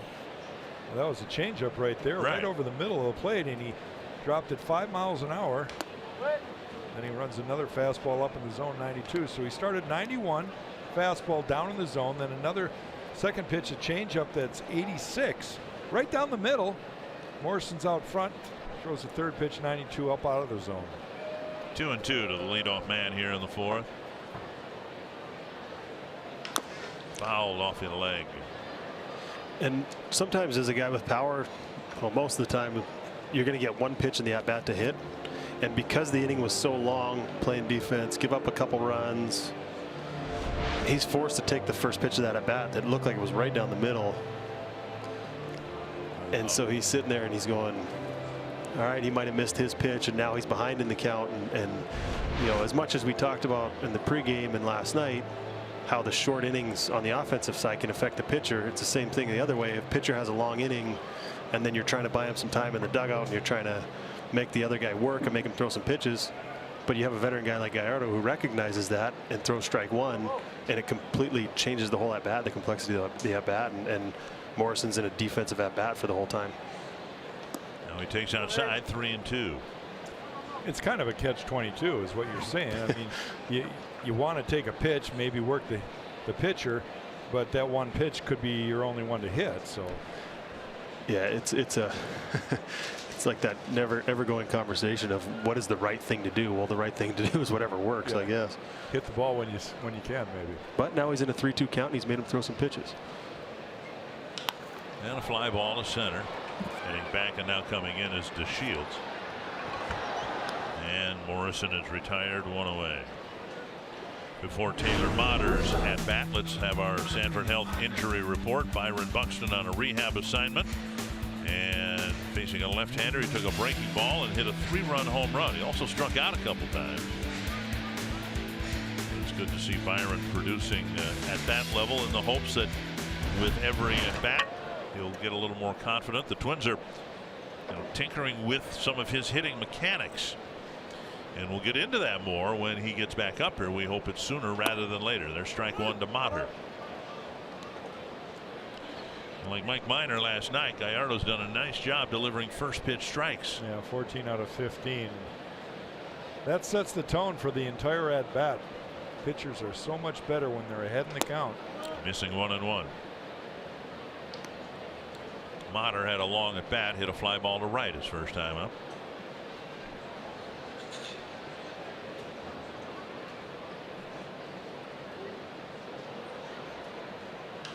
And a foul back. What do you make of the unwritten rules of baseball? We kind of talked about one in the last half inning, up by 7 runs, and you guys both thought it was okay for the runner to take off for second base. Yeah, I think a lot of that stuff's really changed in the last few years too. I think the shifts, it used to be you'd never bunt when you were down by 7 or up by 7, but Motter strikes out 2 away. The way I look at it is, if you're willing to play the shift on me, then I should be able to bunt. You're not conceding the game, so why should I concede this at bat and hit a ground ball to the second baseman playing in right field? So I think some of that stuff's kind of gone out the window a little bit. That was the defense of the Chance Cisco bunt in Baltimore in the opening series. Twins had a comfortable lead, 7-0, I believe it was. The Orioles had just 1 hit, and leading off the 9th inning, Cisco dropped a bunt down, and that created some controversy. The controversy it created for me was I thought there was a chance that the Twins might send the only hit that was on the board, which was a fly ball that Rosario didn't catch over his head, in for review to see if they could get that changed to an error. But Cisco ended up getting his bunt single. There's a fly to left. And fighting the hazy sunshine, 2 puts an end to the inning.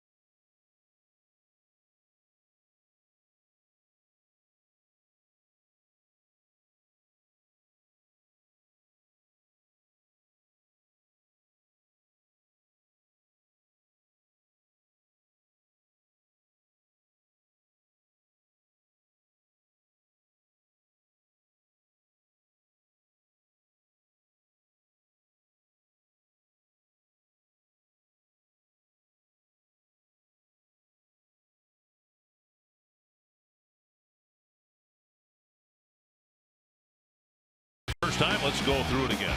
Well, Eddie Rosario gets the Twins on a board with a home run in the first inning, and things were looking up for the Twins. But Jake Odorizzi has a tough bottom of the second inning, and really it all fell apart.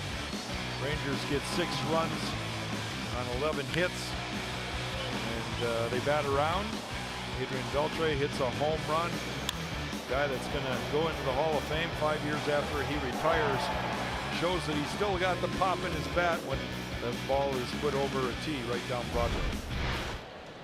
And so McGill has pitched 2 1/3 innings. We'll start the 5th inning. Speaking of the Hall of Fame, induction and all that, you're going this year, aren't you, Jack? I think so, yeah. Okay. So after you're inducted, will you make it back? I mean, will you make it part of your routine in the summertime to go back for the induction ceremonies? God willing, I will. Yeah, that's.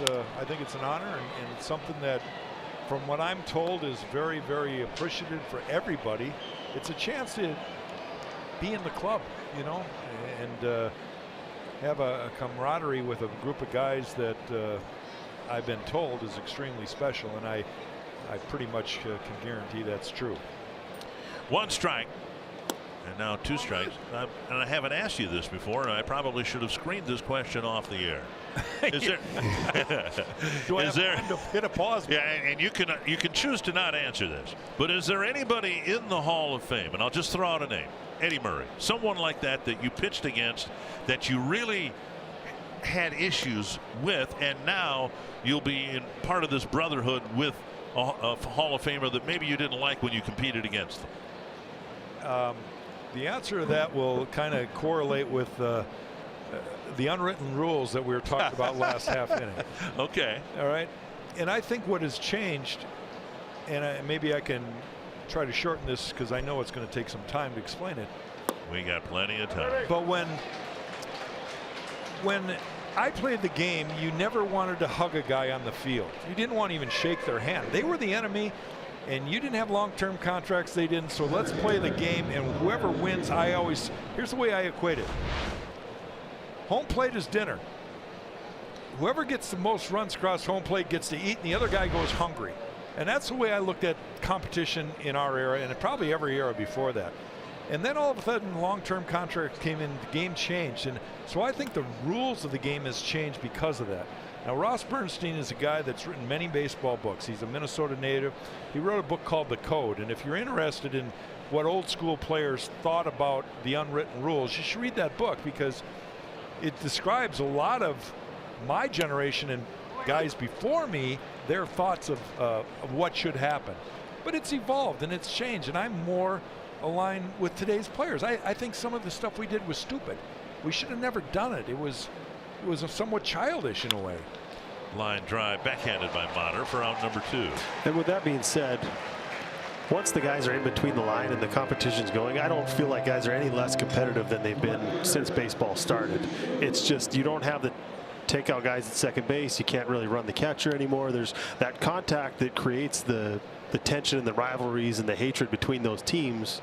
I think back to Utley in the playoffs, and you know, Utley getting activated against the Mets, and it just kind of brings that up of there's something there. But when you don't have those plays anymore, it's not quite the same intensity or rivalry, but guys are still intense between the lines. Bouncer toward first. Morrison has an easy play. He'll flip to McGill. 3 1/3 innings for McGill. Bottom of the 5th coming up with the Rangers comfortably in front.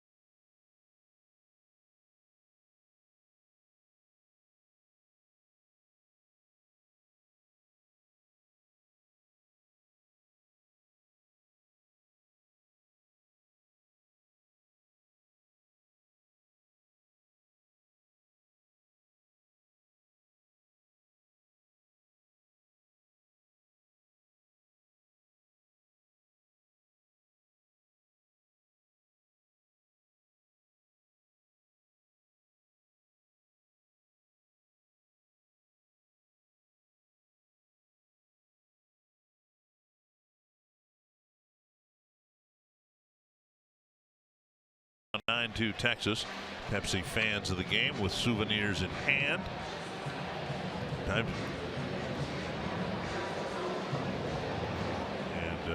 Twins fans hoping that Twins can get back into this ball game here. There are the puffy cheeks with Justin Morneau. Well, looks like that's in Cleveland, right? Yeah, I think that was a homer off Tomlin right there. You can tell from what's. How do you know who the pitcher is? In my mind. Must have got him. The one I'll always remember is the one in Detroit against Zamaya. 99 miles per hour, neck high, and you hit a. And wasn't that like a milestone home run for you, like number 200 or something like that? The one off Zumaya was for 30 and 100 for the first time in my career. 30 and 100. Yeah. There you go. I knew there was some attached significance to it. 1-1 to Mitch Garver, second time through the order, and Gallardo's retired all 7 batters. He spotted him a lead, and now he's just been dealing 3 up, 3 down the last 2 innings. Off the plate with a breaking ball. And like you said, it looks like they're just mostly staying away. They're pitching inside for effect, but they're forcing the Twins to make an adjustment and really have to string a lot of hits together.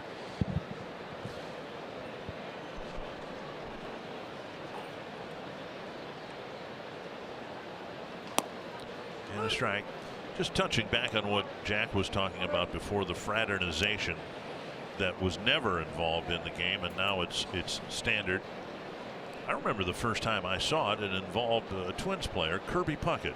Everyone gravitated towards Kirby. Now, Kirby, between the lines, once the game started, he was as fierce a competitor as we had. But because of his personality, and then later Ken Griffey Jr. was the same thing, because of their personalities, opponents would seek that player out just to share a laugh or a brief conversation, but you never used to see that. Well, and I think when the superstars do it, it becomes acceptable for everyone, right? And it kind of led into. And a nice stroke by Garver. With 2 strokes, he just lobs one into right field for a single. Don't get me wrong, there was always conversation, you know, and guys could tease each other and have minimal conversations. You know, I remember if it got too long, you would have a teammate yell in the dugout, take him to dinner. Those were the kind of things that happened. But I'm talking about the sure signs of affection. We didn't hug guys, you know. And you better not be caught in the lobby of the hotel, you know, after dinner, you know, hugging the guy saying goodnight. It's just not acceptable in those days. Ryan Lamar will bat, bounced into a double play his first time up. Well, I remember the first time I was at first base, I got a hit, and the first baseman saying to me, "Way to swing it." And I'm sitting there going, I just got a hit off your team, off your guy. And then that kind of became like a normal thing. It's just. So when you were at first base and you saw somebody get their first hit, you congratulated them, right? I hate to admit it, but yeah, I started doing it too. It was one of those things. I guess it's an appreciation for how hard hitting is. So a fellow hitter goes, "Okay, way to swing it." It's not like we're hoping you got a hit or they're cheering for you or anything. It's just more of a, you know, you run into your opposing pitcher one day, you know, the guy who threw against you. You see him in the hallway after, you go, "Hey, you threw the ball well yesterday." It's kind of one of those things where I don't know if I necessarily liked it, but it was just one of those things that happens. 1-1 to Lamar, and now a foul back.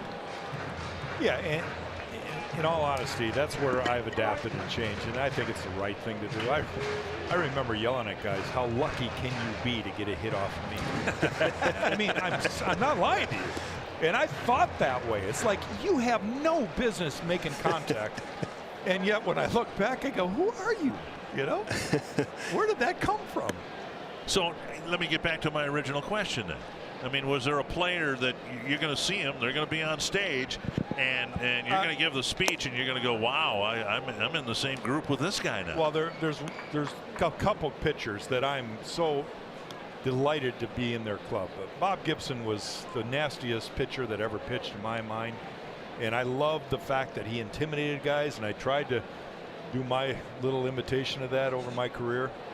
But there's so many guys. Steve Carlton I adored as a player because of his work ethic and how he was just so able to repeat his delivery, and he did it through his work ethic. You know, Negro, Ryan, Carlton, Palmer, all those guys were way up here in my mind, and I just wanted to be like them. Full count to Lamar, and a pitch popped up near second base. Odor with the catch one away. But the question was like a hitter that it just drove me nuts. Drove you nuts, and now he's going to be up on stage with you. Well, here's the thing. The guys that drove me nuts are not Hall of Famers. They were Hall of Famers against me, but they weren't against anybody else. Here's Joe Mauer, a single and a run scored in the first, and then he hit a line drive for the final out of the second inning. I'm very proud, and I'll say this for our home listeners here. I'm so proud to go in with Paul Molitor and Dave Winfield. I can't even describe it, because we all grew up in the same general neighborhood. Paul and I have known each other since 12 years old. Dave Winfield was older than both of us, and we didn't get to play against Dave until we were in the big leagues, even though I think Paul probably had some playground games where Dave was a part of. But I think that's so cool and so special that we're the second in command now from one city, 3 guys from one town. Mobile, Alabama has 5 Hall of Famers. And so really, hopefully the guy Henry Aaron, and who else? You know offhand? I don't know him. I think we'll get Guy working on that. Stats guy. Sweet Swing and Billy Williams, I think, is from there. Okay. I don't know. They told me, and I've forgotten. Okay. 1-1 to Mauer. And in my opinion, the guy in the batter's box. Yeah, he hopefully someday he needs to get a few hundred more hits, but you know, to just eliminate any questions. But what he did as a catcher, no one had ever done before in the American League. I mean, it's nobody had won a batting title, and he had 3 of them. Yeah, right. And there was a stretch there where he was for sure the most valuable catcher, but also one of the top 3 most valuable players in all of baseball for what he could do on impact the game on both sides of the ball. You know, some guys are, you look at, and this is nothing against Mike Piazza, deservedly for everything he's gotten, but he was more of an offensive catcher. Joe was not without the home runs, but Joe could impact the game on the offensive side, but then he also called a great game, and he could throw guys out. He kind of shut down that running game. There was so many things that he could do. Unfortunately, he couldn't continue behind the plate, but I don't think that diminishes what he accomplished as a catcher. And at bat after at bat, what we've seen here today, worked the count a little bit in the first inning, got a base hit, and a long at bat lining out in the second. Now 3-2 count here. And like you said last night about Beltre, he makes the players around him better. It's the same thing with Joe. He makes the players around him better because they're free to swing and they're free to play, and they see how a true pro prepares. Called third strike. Mauer thought it was ball 4. 2 down.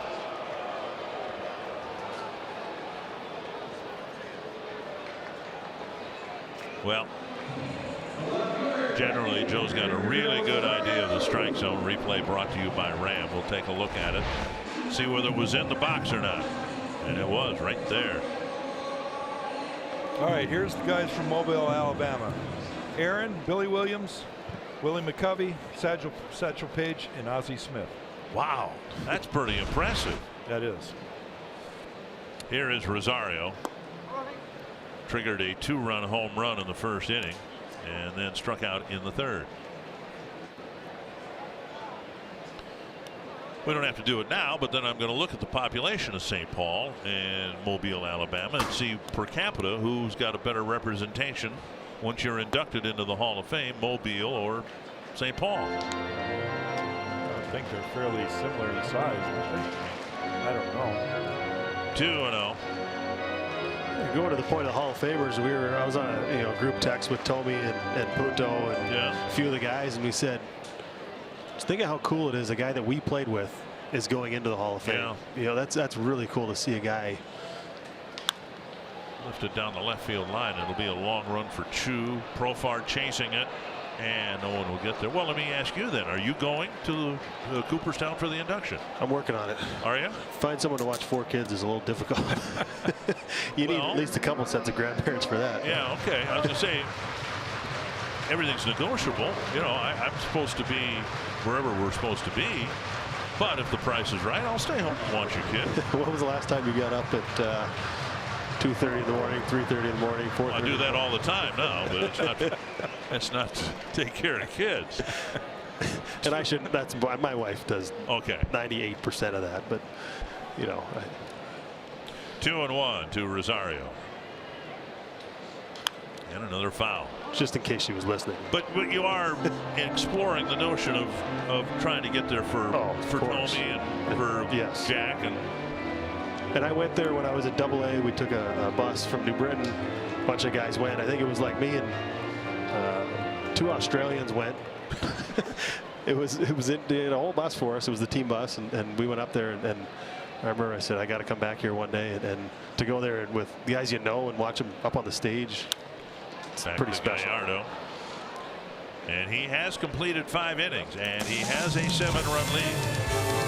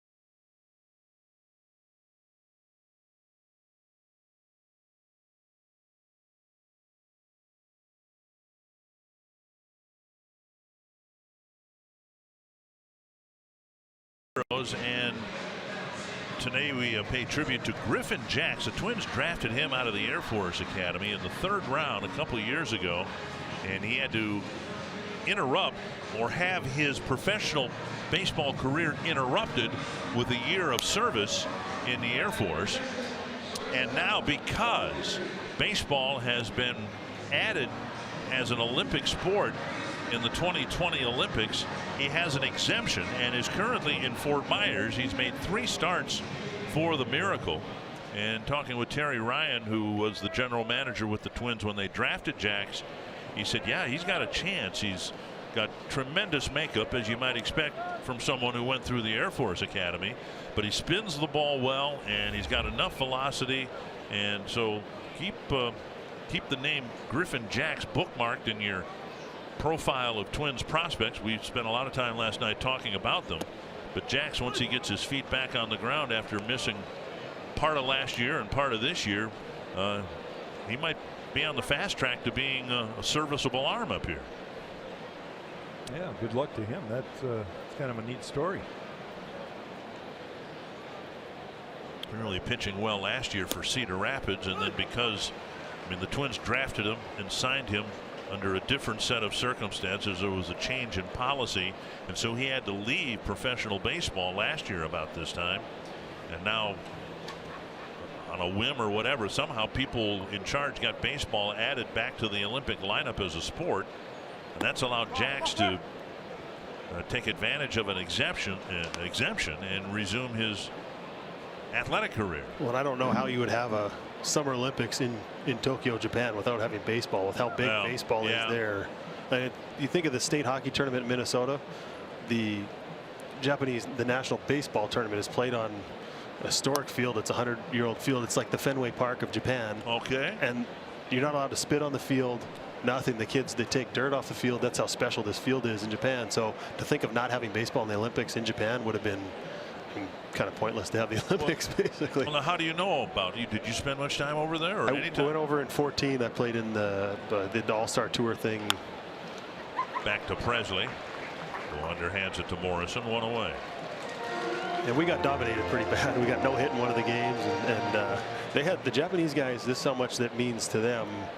They were playing in instructional league. Can you imagine a 10-year major league guy going down to play instructional league so that he'd be ready to go play in this exhibition series? Wow. And so they had their guys in instructional league. They had their guys full go. We faced Otani over there. Got to see him. It was so much fun going over there and play.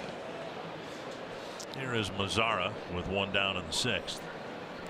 I was able to play in a couple of those tours back in my playing days, and it was very interesting to see the progression that they made from the first time I went there to the second time I went there. I think there was a difference of 4 or 5 years in between. First time it was like playing double-A guys. I mean, they had no chance. Second time they grew 6 inches. They had a lot more power, and they had some pitchers that could spin it. And we had a lot tougher time against them the second time around. And we went there. I mean, you're assuming that all the best Japanese players are here in the States. You know, you got Darvish and you got Otani. Yeah. So when we went there, we faced Maeda was one of the guys we faced, and we faced these guys. I'm going, these guys are like #1 or #2 on a major league staff right now, and we faced back to back to back these high quality pitchers. There's not the same depth in the bullpens and everything. You get the guys, you know, occasional guy coming in throwing 88 and whatever else, but the high end talent was special.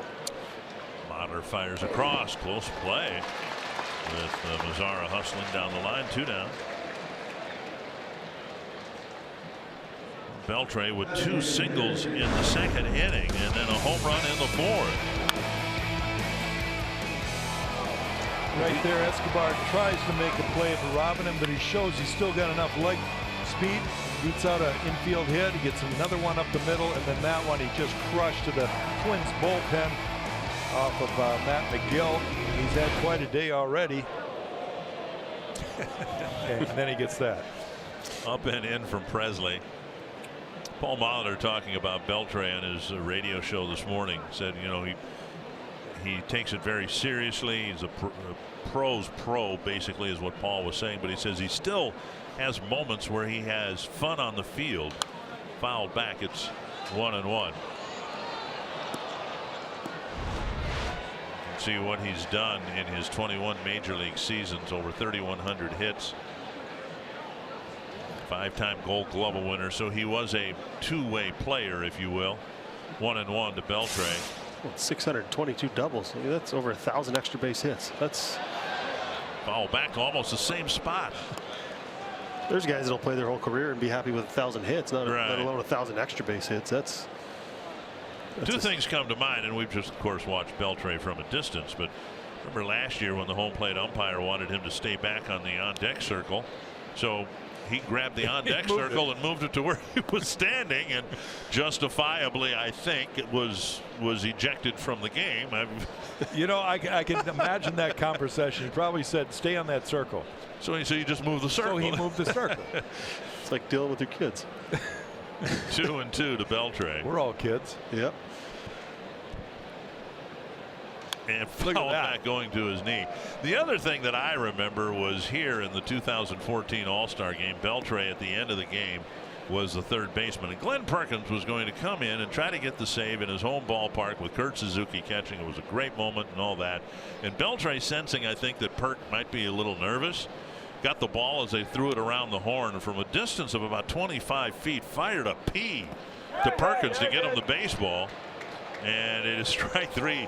And that, I think, in its own way kind of broke the ice for Perkins. He realized this is kind of fun to be out here with this guy.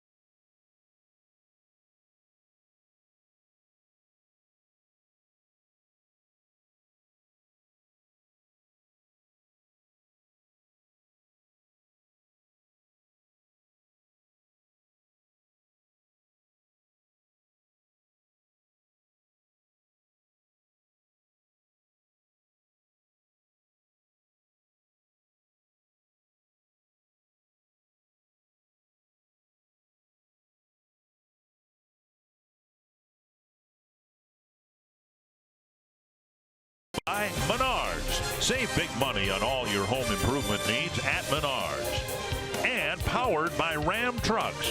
Built to serve.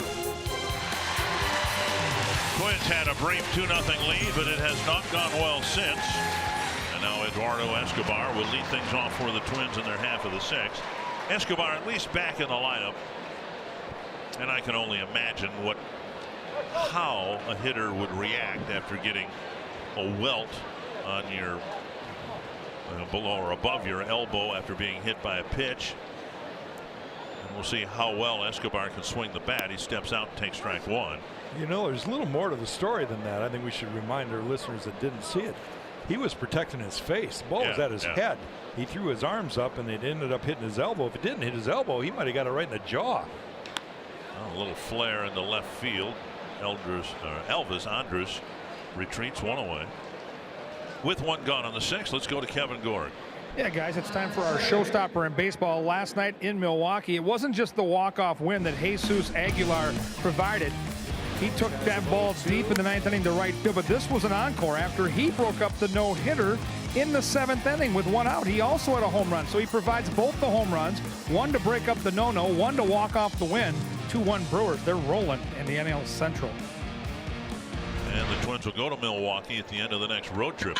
An odd road trip with 6 games, 6 nights to be spent in Chicago. We have 3 games with the White Sox, 3 with the Cubs. Then we will take a bus up to Milwaukee, and then we'll play the Brewers for 3. Now, I know how difficult that's going to be on a few people in a broadcast booth. Not over here. I just curious to see if that's going to put a little hurting on my partner here.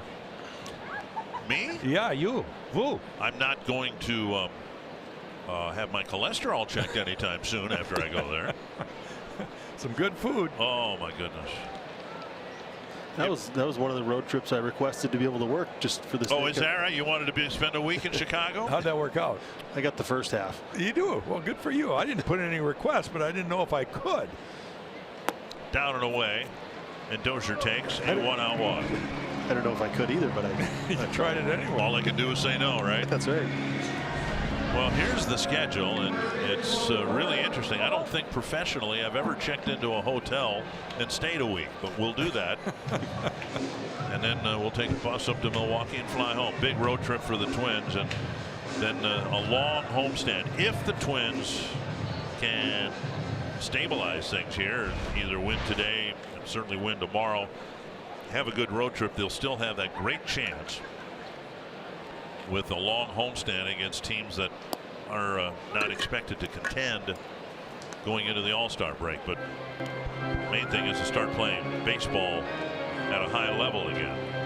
Here's Morrison 0 for 2.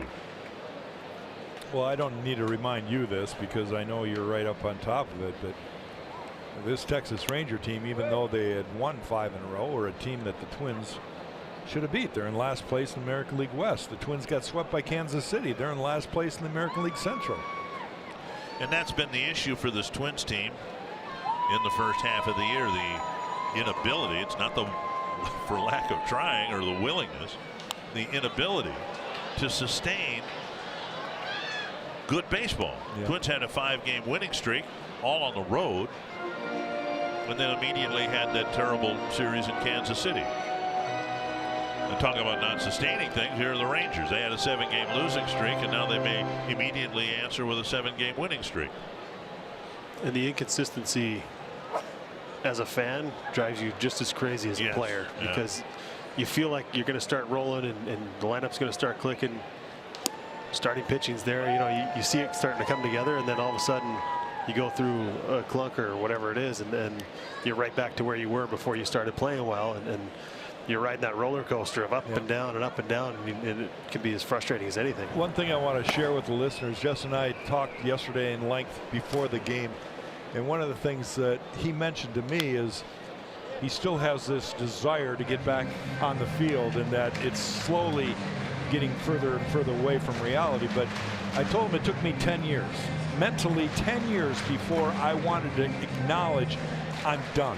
Really? Yeah, and I don't think that's unusual, because you're so in touch with what's going on And as you watch this game today, I know in your heart of hearts you want a bat in your hand, you know, with the game on the line. I'm not nothing against Gallardo, but I faced him a lot, so it's a comfortable at bat. Not saying that, especially against Gallardo, but it's funny that we brought up the Olympics because all my friends at Baseball Canada have been working on me for the Pan Am Games qualifier this fall, and the Pan Am Games next summer, and then the Olympics in 2020, and I had the opportunity to go to the Olympics, and then I got called up to the big leagues in 04 when it was in Athens, and looking at it, he's going, "Oh, are you sure you don't want to come?" I'm going, "That'll be like 3 years since I actually played in a game." I said, "Well, it could be your shot." Just outside 3-2 to Morrison. But no matter how long we played for or whatever we do, we still have pride. Yeah. And the last thing you want to do is go out there and leave a lasting impression as someone who should not have done what they did and you know, hung on a little too long or played longer than they should have. And not that anyone else other than me would care, but you don't want the last time you play to be yeah, exactly. And then of course by contrast, some of us knew we were done in high school.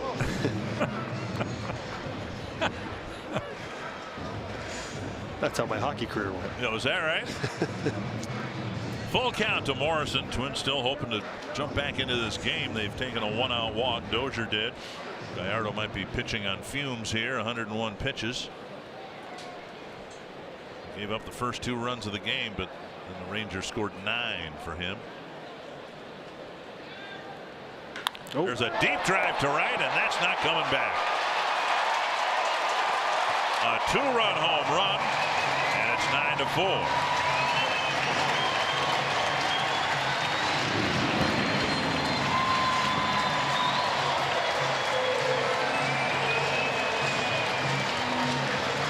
That's a no-doubter right there. That ball was absolutely crushed. That'll be the last batter. Gallardo gets the face.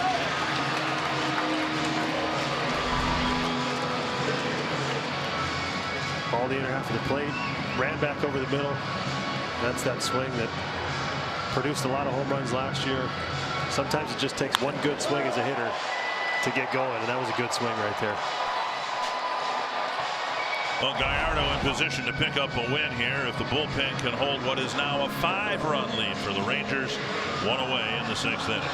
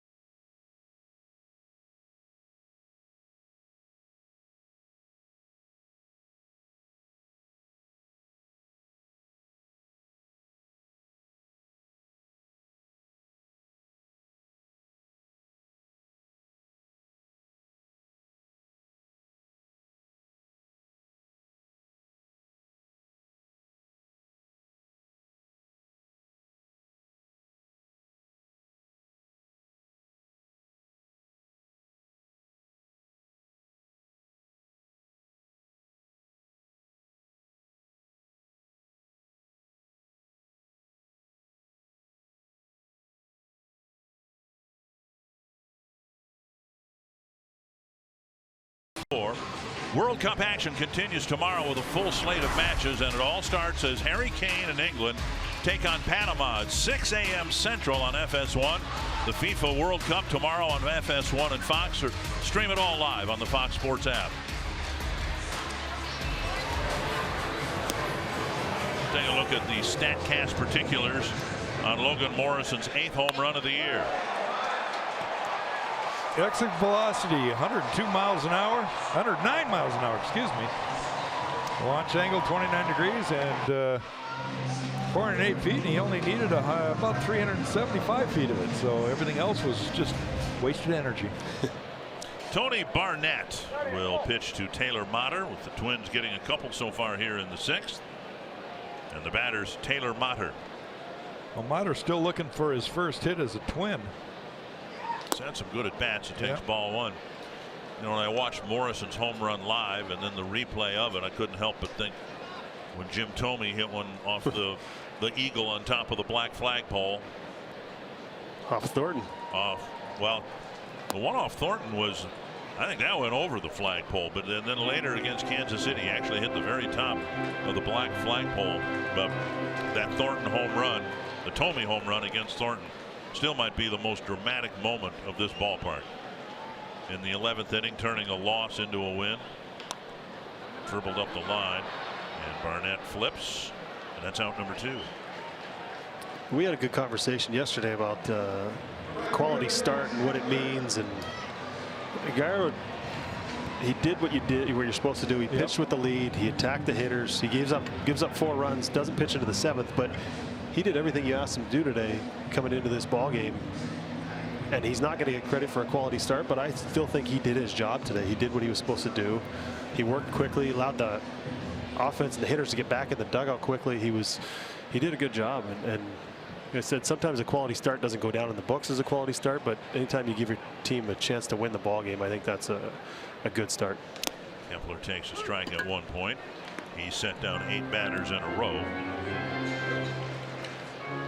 And he'll sit in the dugout, regret that one pitch, the last pitch, and you know, if it works out different, he gives up 4 in the 1st and pitches into the 6th. He's maybe feeling a little better with a 9-4 lead, but the last pitch he throws at the game ends up being a home run, and he's going to be frustrated. I think his teammates are glad that he wasn't nibbling. You know, he throws the ball over. So what? 2 runs score. He's still got 7 runs to work with, or excuse me, 5 runs to work with. And you know, he's being aggressive. Kepler swings and misses 1 and 2. I agree. The worst thing that can happen when you have a 9-2 lead or a big lead is to be standing out there, ball 1, ball 2. You know, these long counts, long at bats. You're standing on your heels, and he didn't do that. He went right after him. He said, "Okay, here's my best. See what you do with it." And Morrison got the better of him, but he did a nice job today. Outside, now 2 and 2. You could almost sense that his manager, Jeff Bannister, was going to let him go into the 5th inning to give him a chance to win that game. And then anything after that, if he got in trouble, he was going to go get him. I mean, this is kind of like he's treating a veteran player almost like a kid, because they need him right now in that rotation, and they don't want a whole lot of negative things to snowball. Well, despite this winning streak that the Rangers on, this is considered to be a rebuilding year for them. And if they can get some consistency out of Gallardo like they've gotten, and maybe some from Bartolo Colon, tomorrow's starter as well, contending team might look for a back of the rotation guy down the stretch, and maybe the Rangers can turn what they have in Colon and Gallardo into a prospect or two, a low-level prospect. Kepler reaches with a 2-out walk. Seems like Oakland has had a good feel for being able to do that. The years that they realize they're out of it, they sign these guys to 1-year deals, and they turn them around for something and you know, get a lot out of it. It's a hard thing to do because you're picking guys up off the waiver wire and everything else, and sign them to minor league deals. But when it works out, you look brilliant. So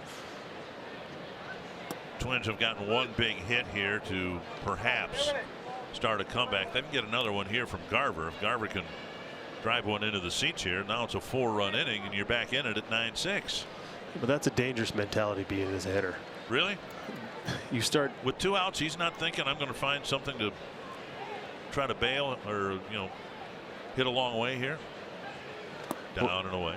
You try and concentrate on the process instead of the result. Pitchers throw home runs. You saw the ball Beltre hit was middle. Right. You know, if you go up and do that on a slider down and away, it's going to be a ground ball to short. But when you react to it, you go up there with a solid approach. You're looking for a pitch. You try and stay within yourself. If you're a guy that every time is going up there trying to hit a home run, that's different. But if you're up there and all of a sudden you get in a situation you're trying to do more than you're capable of or more than you need to, then that's when you get yourself in trouble. You chase bad pitches. You start flying open early as a hitter. You're feeding right into the pitcher's hand when you start doing that. Yeah, I would put it a little simpler. That hitters good hitters react and home runs come, but they're up there to drive the ball, and you know, sometimes they get good results just because of where it's pitched. Garver's got a couple singles in the ball game, but now he's got a 1-2 count. Taken off the plate, 2-2. Yeah, the best thing you can do is try and keep the line moving, make the guy work, try and get the next guy up there, try and get as many base runners as you can.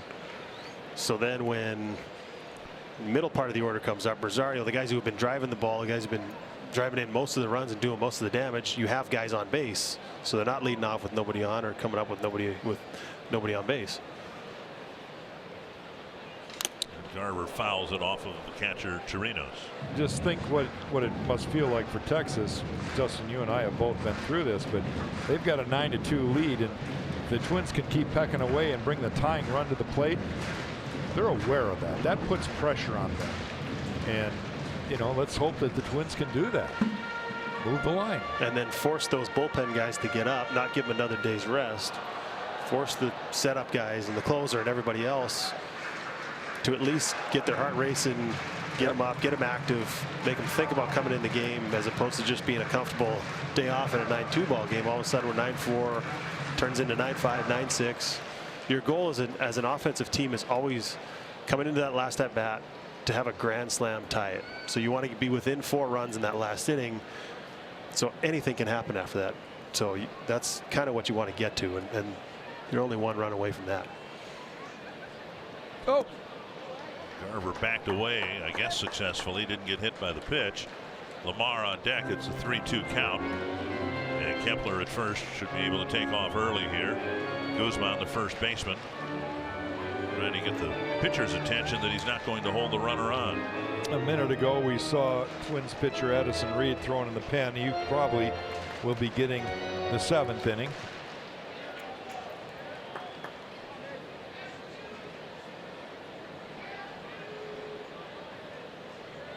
Kepler goes right down the middle of strike.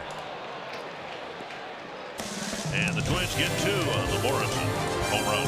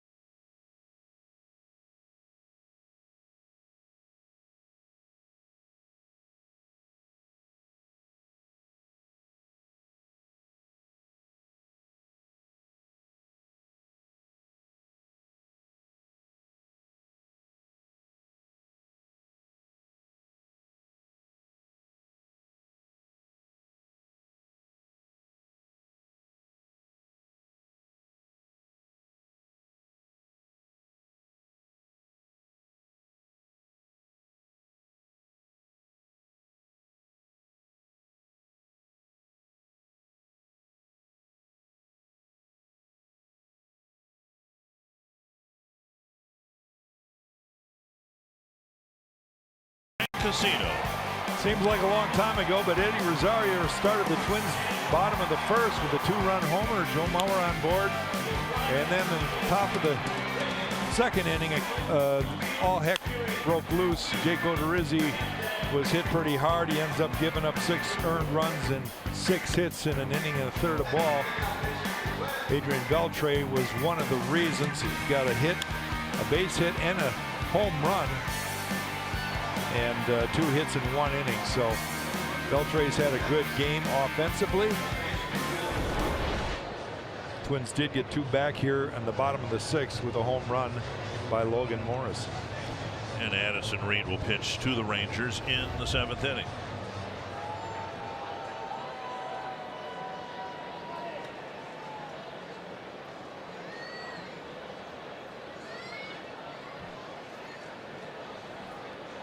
First batter will be Rougned Odor, and then Jurickson and Profar, and then Guzman.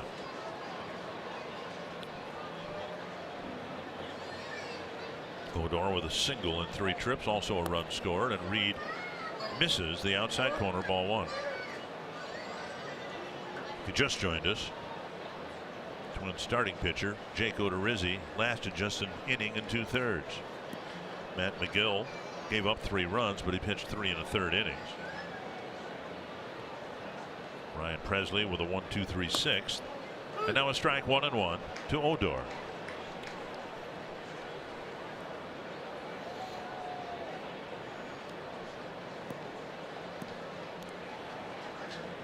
Kind of hard to figure out this Twins team after playing back-to-back good series against 2 good and hot teams, Cleveland and Boston. And then the Rangers, although they came into this series with a 5-game winning streak, they still, as we speak, are 11 games below 500. 1-2.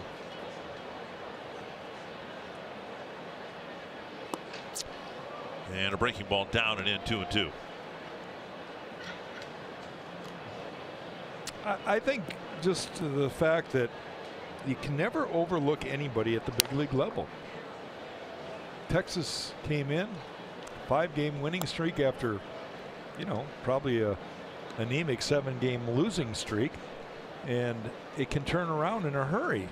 I remember the Twins, you know, we had a 15-game winning streak, and when the Baltimore Orioles beat us, you'd think we'd just lost the World Series to them. Right. And yet we went through a tough time the month before that.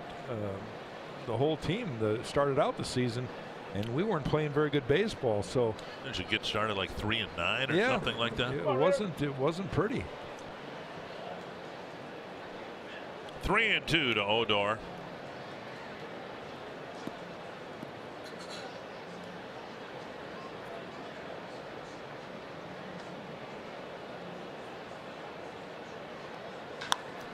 Lifted to left, and Rosario comes in to make the catch, 1 away.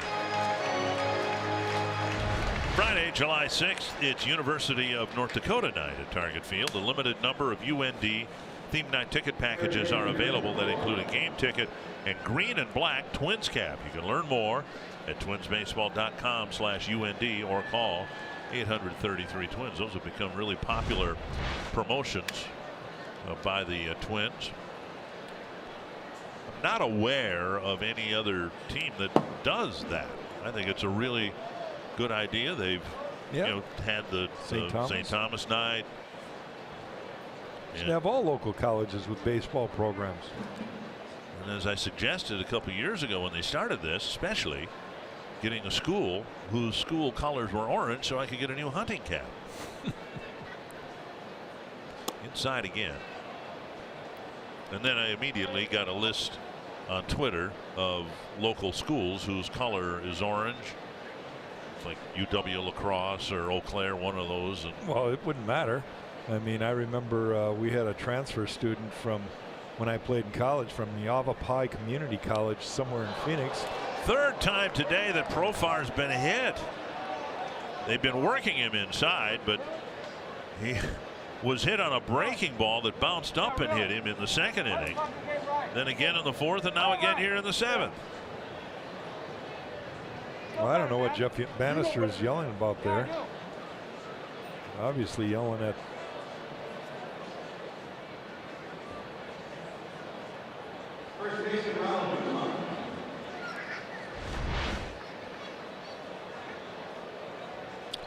a breaking ball.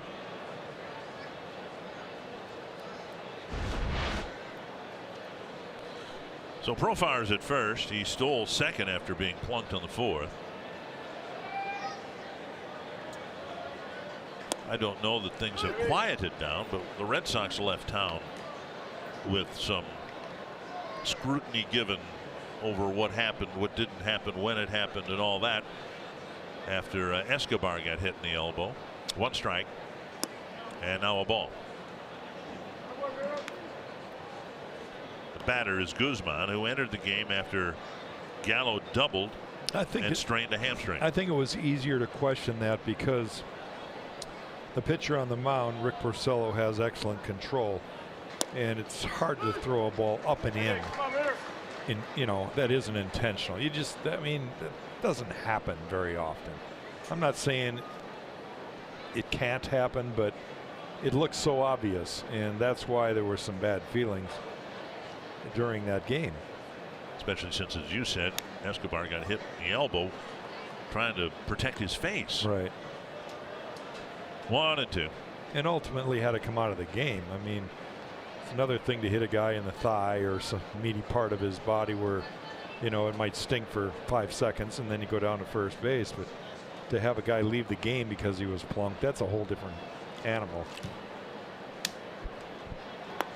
Down and in, 2-2. Well, Reed obviously struggling with his control here anyway. 15 pitches, 7 strikes.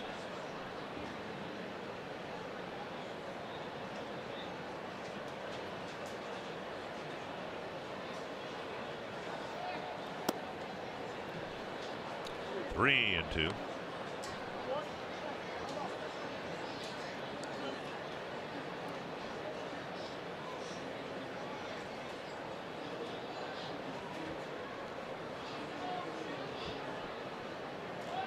Full count to Guzman. Drilled to center, and Lamar goes over and now back to make the catch. Profar touch second, will scamper back to first, 2 away. A well hit ball for a loud second out. Are you game for a little excitement? You can head to foxsportsnorth.com, submit a photo and message for the opportunity to be featured in the Minnesota Lottery Winner's Circle during our broadcast and receive $100 in scratch tickets. With the Minnesota Lottery, every day is game day.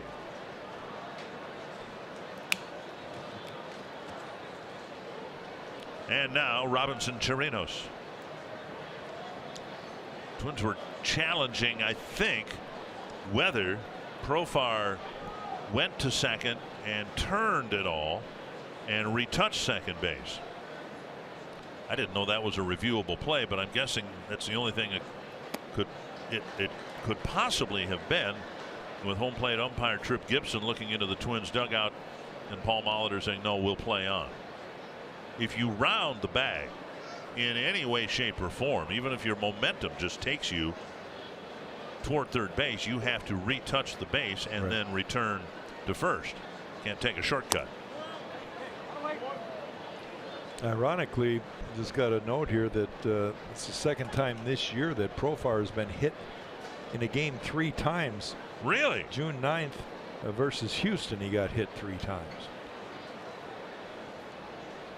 That pace, he's going to catch Don Baylor. Fouled back 1-2. Profar has been hit now 9 times on the year. 3 times in a game twice. Yeah.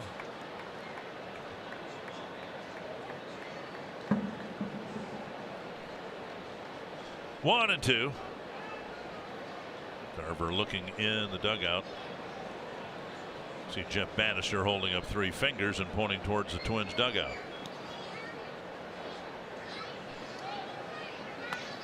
Down and away.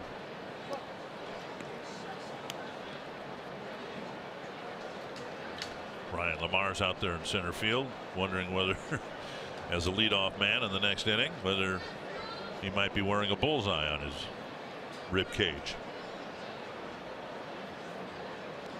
2-2. On one hop to Brian Dozier, and flip to first, ends it scoreless, top of the 7th inning.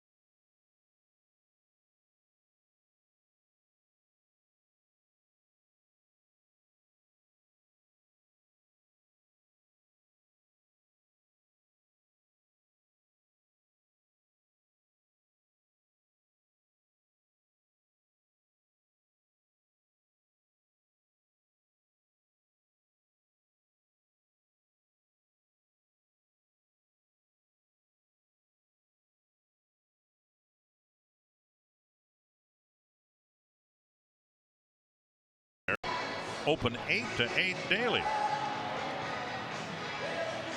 Twins scored the first 2 runs and the last 2 runs, but in between it was a mess. The Rangers scoring 9 times. We'll see if they've got a 7th, 8th, and 9th inning comeback in them. Now the pitcher, Martin, just had a chat with Chirinos, with Ryan Lamar ready to stand in. And all we know is, or it's Matt Moore, excuse me. All we know is Jeff Bannister was really irate that Profar got hit for the 3rd time today. So we'll see what, if anything, happens to Lamar or anybody else that might come up here in the 7th inning.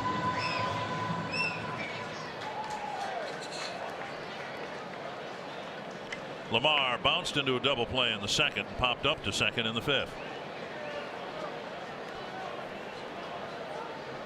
Well, they've got a 5-run lead. They don't want to let that take away from what could be for them.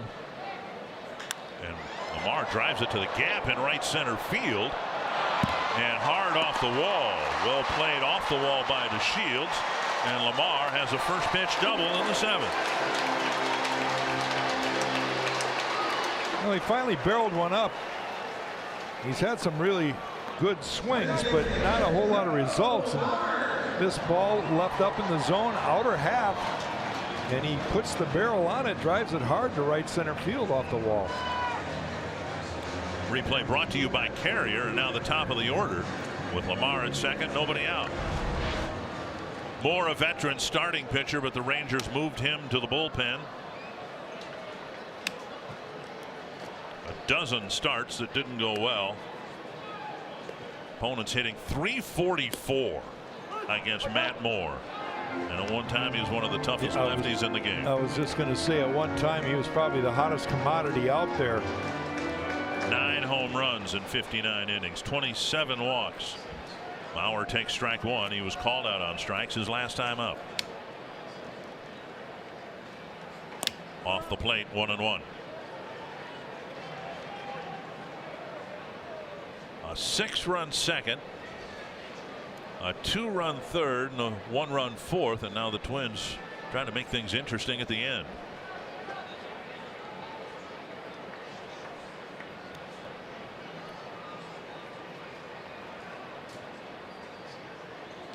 Missing again.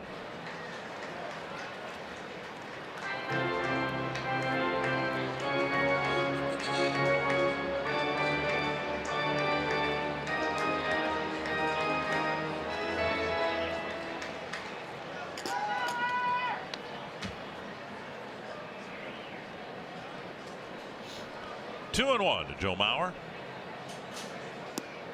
3-1 with Rosario on deck. Another at bat for Joe, working the count, making that pitcher throw some pitches. Just came into the game, and the guys in the on deck circle and in the dugout are getting to kind of judge the velocity of Matt Moore.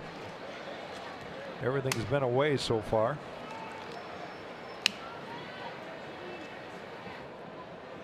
A strike on the outside corner. 2013, Moore was 17-4 for Tampa Bay with a 3.29 ERA. And some health issues along the way, principally elbow related. 3-2 to Mauer. That's driven to the gap in left center. DeShields over, makes a tumbling catch in the gap. Delino DeShields with a great catch to take an extra base hit away from Joe Mauer. Wow. Well, he was able to close the gap on this ball. It was tailing away from him. And that's some kind of play out there in center field. He's going to have to make a perfect route to the baseball, which he does. And then an outstanding effort and a leap to get this baseball.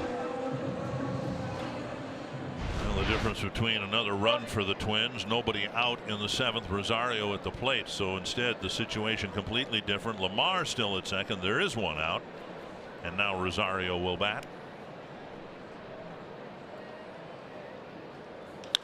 This one hit well to left field, but standing there is Chu, and he makes the catch for out number 2.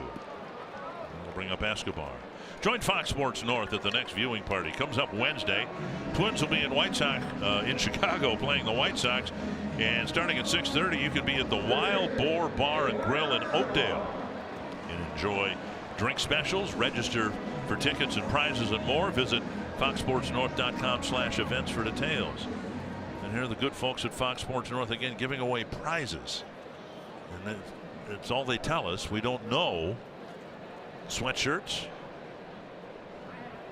gold bars. Yeah, solid gold. 28 pounds. You don't know. You got to show up to find out. It might be something really. Rolexes.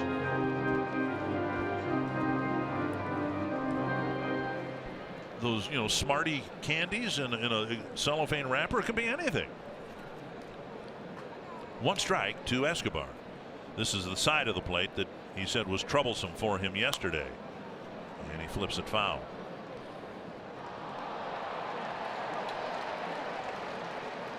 Zach Duke getting loose. Looks like he will pitch the 8th inning.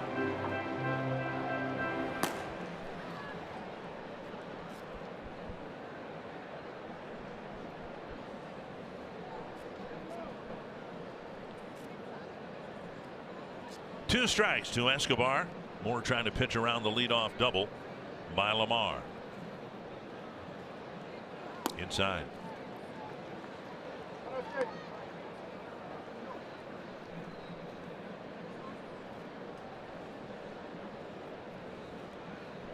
We were noticing Eduardo's swing there. He came off the bat with his right hand, just one-handed it with his left hand. There he did it again. Yep. A strikeout ends the inning, and Lamar is left at second base.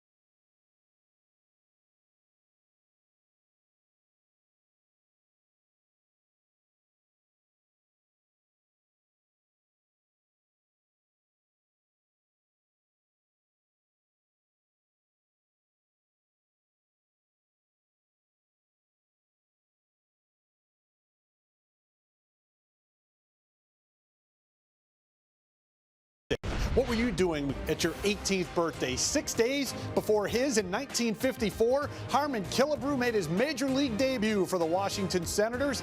He was a pinch runner against the White Sox at Comiskey Park. He lasted 2 outs before being replaced at the start of the next half inning. Thank you very much, Jeff. The way Harmon told the story. Back then, there was an entity called a bonus baby. And if you signed for, I believe, 6 figures, 100,000 or more, then the team had to keep you on the roster for, I believe, 2 years. So Harmon, who was signed by as a bonus baby by the Senators, had to be with the big league club, even though he wasn't 18 years old yet. And then he always was very proud to tell the story that the first big league game that he played in was the first big league game he ever saw growing up in Payette, Idaho. Zach Duke in to pitch to the Rangers in the 8th inning. First man he'll face, Delino DeShields Jr. How come it always happens. The guy makes a great play in the field, and then he's the first guy up. That happens 1 out of every 9 times. We've, I think, discussed that, right? That's the odds. Yeah. 1-1 to DeShields, and then Chu and Andrus. Just another thought about DeShields, or Profar rather, getting hit by a pitch for the 3rd time. And that ball is under the glove of Escobar, and DeShields will scamper for second base. A double for DeShields, and he's aboard. Any chance that Profar was hit for the 3rd time because he stole second base in the 4th inning? There's a chance. There's Okay. always a chance. Okay.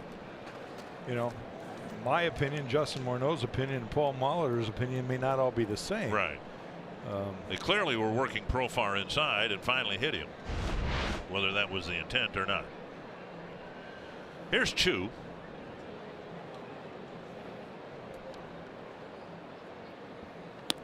You know, on either side of it, at some point, it's like, and the way you guys explained it makes perfect sense to me.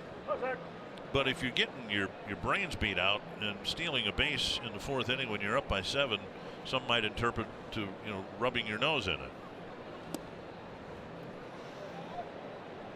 Yeah, and I always say the pitcher has control of it all. And, you know, if he's getting tattooed around, you don't have to drill a guy, but move his feet, make him feel uncomfortable, change the atmosphere. 1-1 to Chu. And now 2-1.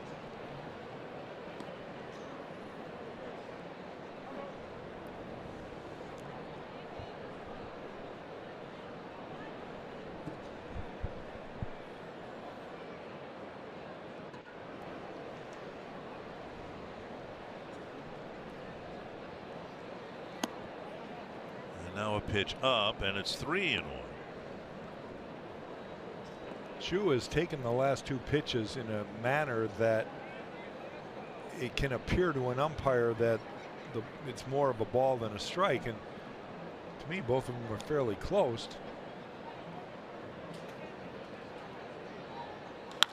It's lashed to left, and Rosario's there for the catch. 1 away. We'll bring up Andrus. The 2018 Camping World MLB All-Star Ballot is now open and exclusively online. Make sure your favorite Twins are represented on this year's team by voting at twinsbaseball.com/vote. Catch all the excitement of the 89th MLB All-Star Game presented by MasterCard July 17th live on Fox. Andrus, the batter.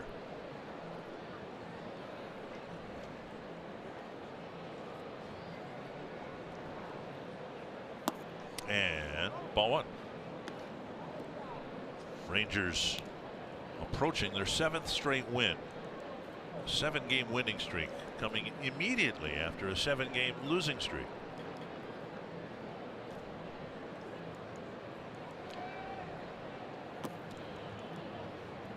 Two and 0.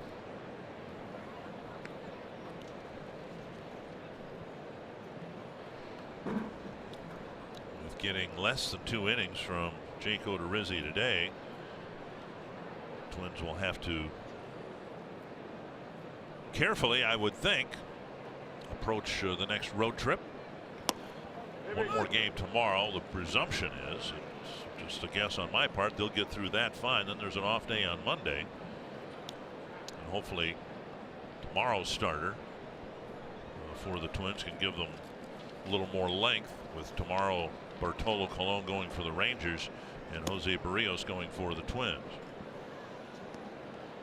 Well, it should be a very entertaining game tomorrow. Barrios is the young gun, Colon the old gun. Twins fans just haven't had a lot to cheer about today. There's been 8 hits in the game and 4 runs scored, but it seems like when you get down so far, all 23,230 Twins fans in attendance today have just not had a lot to cheer about. The kind of way this homestand has been a microcosm or a sample of how the whole season's gone. You start the homestand with a couple of impressive wins against a really good Boston team, and you think, all right, here we go. And now perhaps 3 dispiriting losses in a row. Mater fires to Morrison, 2 away. This copyrighted telecast is presented by authority of the Minnesota Twins and may not be reproduced or retransmitted in any form, and the accounts and descriptions of this game may not be disseminated without express written consent of the Minnesota Twins. Here is Mazzara. A 2-run single in the second, and that was the hit that really, in my mind, kind of took the wind out of the sails, if I can use that cliche. Otherwise, I'll come up with another one. Yeah, but given the spot, I mean, it was 4-0. 4-0 versus 6-0. Andrus had just struck out, and Odorizzi got ahead of Mazzara 0-2, and then Mazzara, to his credit, got a pitch out over the plate and spanked it hard to left center field for a 2-run single. 1-0. Yeah, the difference in a 4-run lead or a 2-run lead. Twins had scored 2 in the first, but on the outside corner, 1-1. And it's puzzling to me again. They've got a huge gap in left center for Mazzara. He's shown this whole series that he's willing to hit the ball that way. They've got Mater played kind of behind the bag at short, so there's another big hole for him on that side of the infield and that part of the outfield. 1-2. And again, getting back to the point we were trying to make in his first at bat in the first inning. There's a guy who was shifted, and he reacted to the shift. He made the adjustment.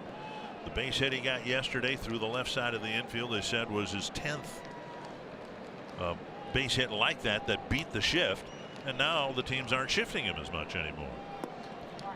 2-2. So it can be done. And the hope here is that more and more hitters will do that. Some talk that baseball should outlaw the shifts, but my goodness.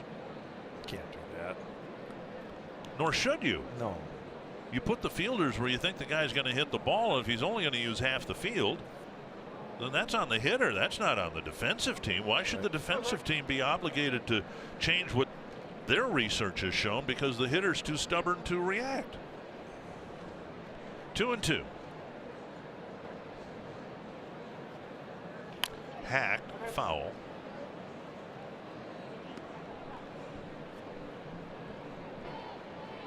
Indians are hosting the Tigers later on tonight. Trevor Bauer's been outstanding for the Indians, and he'll make the start against Francisco Liriano.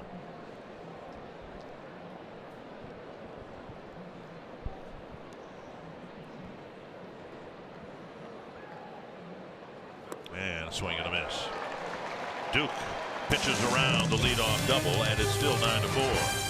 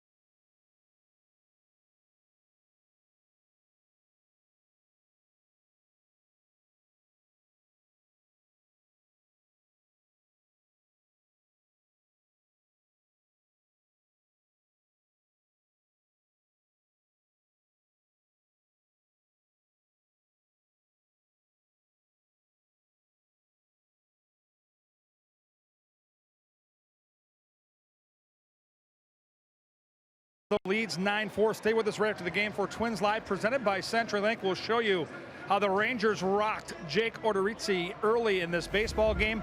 Alone highlights for the Twins, a couple of home runs. We'll take a look at the long balls by Rosario and Logan Morrison. And guys, we'll hear from Paul Mauter. Certainly has to be a little frustrated after getting some momentum. Dick, you talked about those big wins against Boston, but they haven't been able to follow up on that.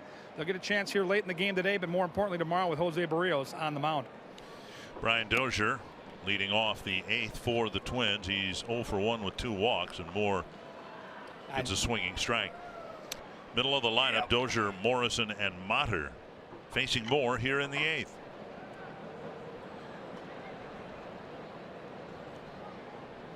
There's a chance that unless the Twins can change the scoreboard substantially here, that Moore will have a chance to pick up a 3-inning save as a converted starter. I would imagine that thought has at least crossed Jeff Bannister's mind. I always like those 3-inning saves. They definitely have to work a lot harder. 2 strikes. Just off the outside corner. That's a close pitch. You'd like to see the Twins put a little more pressure on the bullpen, Matt Moore in particular, and see if they can force a chance to tie this game up. Let's look at that last pitch. Started off the plate and stayed off the plate. Gibson's done a nice job here this afternoon, calling balls and strikes, and a chopper foul.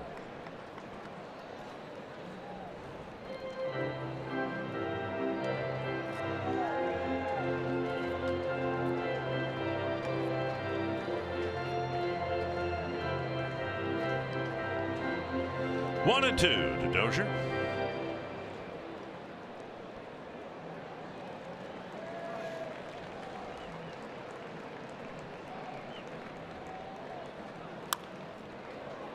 And a little half swing, soft line drive to Guzman, 1 away. And that'll get us to Logan Morrison. Twins fans, if you can't catch the games on TV, stream them live on your mobile device with Fox Sports Go, presented by Coors Light.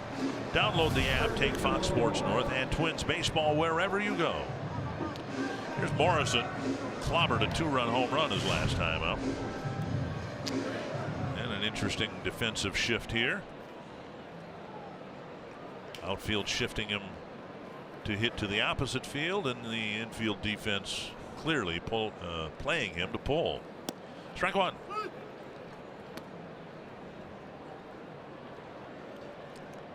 He clearly had a different swing with a ball on the inner half than he has on balls in the outer half.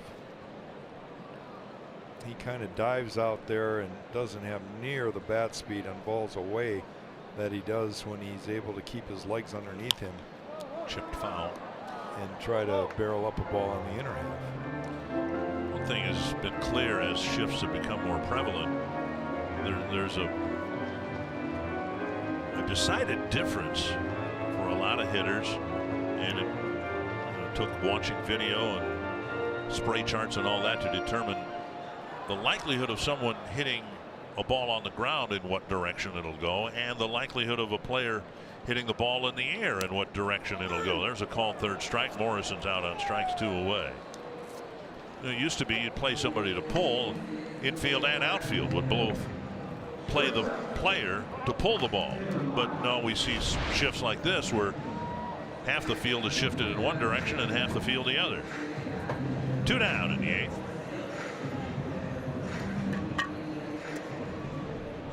And now Taylor Mater.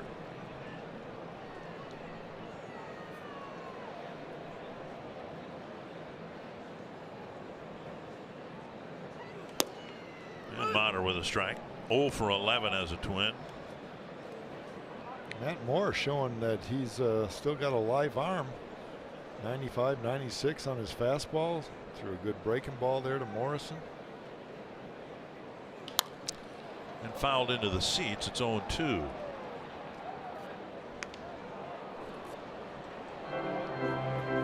Trevor Hildenberger done really well, and Twins aren't left with any other options, having. Now he'll be the 5th Twins pitcher in this game if he does get the 9th inning, and I suspect he will.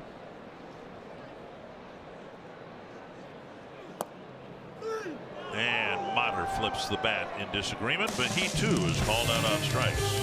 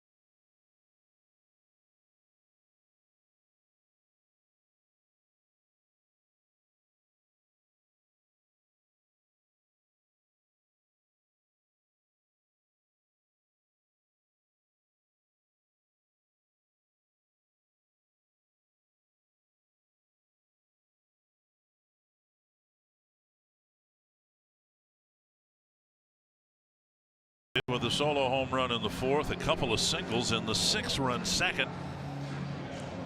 Can't call someone ageless because Beltre has shown some age over the years, but he can still play.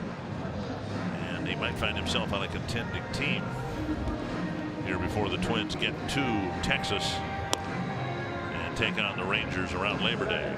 Trevor Hildenberger coming in for the 34th time. Yeah, it's been Odorizzi, McGill, Presley, Reed, Duke, and now Hildenberger for the 9th inning for the Twins. Beltre, Odor, and Profar. You don't suppose Profar could possibly be hit a 4th time, do you? Well, I know one thing, Jeff Bannister will go crazy. Beltre started the 6-run 2nd inning. Odorizzi had a quick 1-2-3 first inning. And then as soon as the 2nd inning started, his world changed. Beltre started it with an infield hit.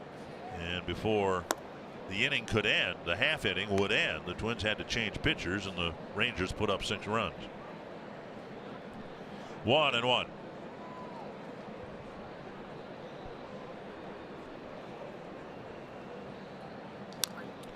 Swing and a foul. 1-2. See, now when Beltre gets elected and inducted into the Hall of Fame, you'll be one of the guys on stage with the sunglasses on, sound asleep, right? Well, It'll be sweltering 96 degrees. And no, it's not going to ever get 96 again. We're going to have a cool down here soon. Bouncer left side. Motter scoops it up. 1 away. And Odor will hit. Tiny Twins baseball camps are the perfect summer camp for kids ages 3 to 5. Campers will learn the basic fundamentals of baseball. Each camper will receive a Tiny Twins t-shirt and Twins tickets. Learn more. Register today at twinsbaseball.com/training. Great new promotion for the Twins. I do this from time to time. I probably will do it tomorrow. Usually, coincidentally or not, it tends to happen after the Twins have lost a couple home games in a row. And I'll take some time tomorrow after the gates open and just walk around the concourse and just see the excitement in the eyes of particularly the little ones, but seniors too, and even the mid-range adults come to a ball game. 1 strike to Odor. I think the Twins have had pretty good support this homestand. Started out looking real good. 2 wins against Boston, but ended up with a well-pitched game by Rick Porcello. We have to give him credit for what he did. And then back-to-back clunkers here against Texas. 1-1 to Odor.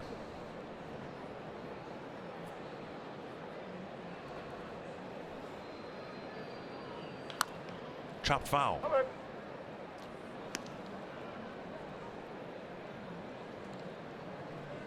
One and two.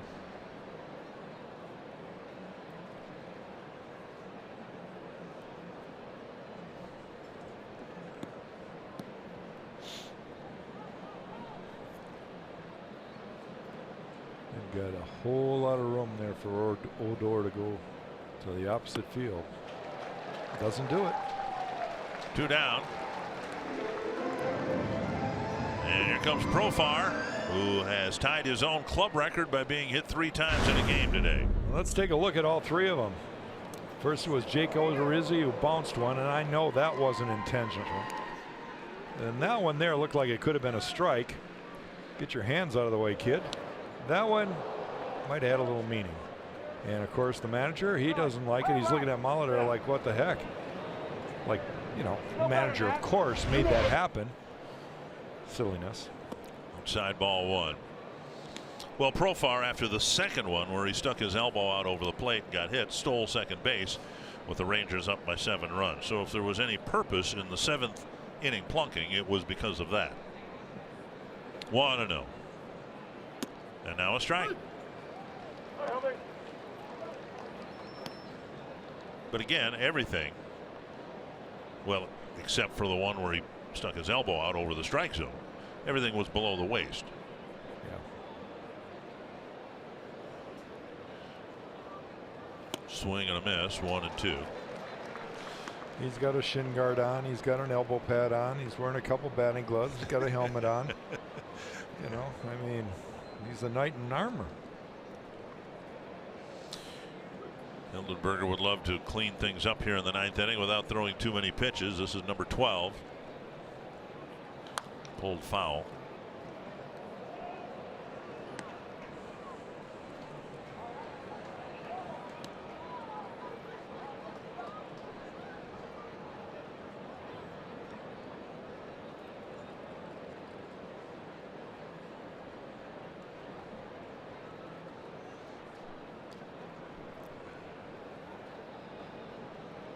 Another shift by the Twins on the right side.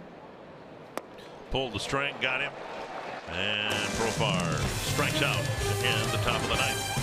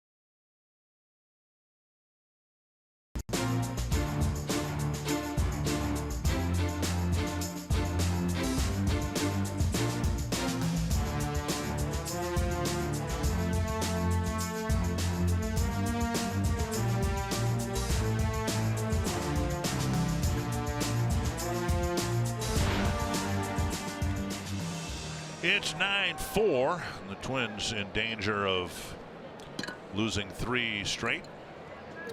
And a defensive change. Carlos Tochi is in left field, where Shin-Soo Choo was. And the batter is Max Kepler.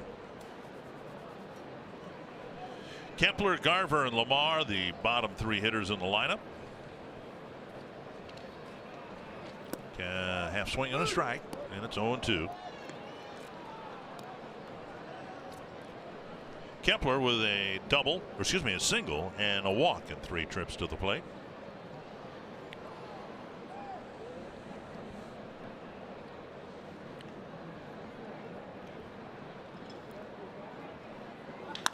On the ground, hit right to Odor. 1 away. Another day game tomorrow, and you gotta believe that Jose Barrios learned an awful lot being in the same rotation as Bartolo Colon last year at the end of the year, and so the veteran, capital V, veteran, will go against the youngster tomorrow. Yeah, you know that he was a sponge, and I'm sure Bartolo, being the good teammate that he's been, especially with the Latin players, taught him a lot. There's Colon, he'll go tomorrow for Texas. And Barrios on the right. Should be a fun day. And Garver takes ball 1. Couple of hits for the Twins catcher.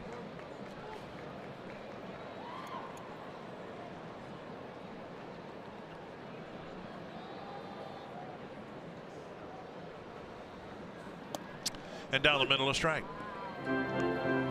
Matt Moore has shown a lot of the same stuff that made him a premier pitcher a few years back. He's had a good fastball that he's located. He's had a good breaking ball, and he's shown a few really good off-speed pitches. And now 2-1.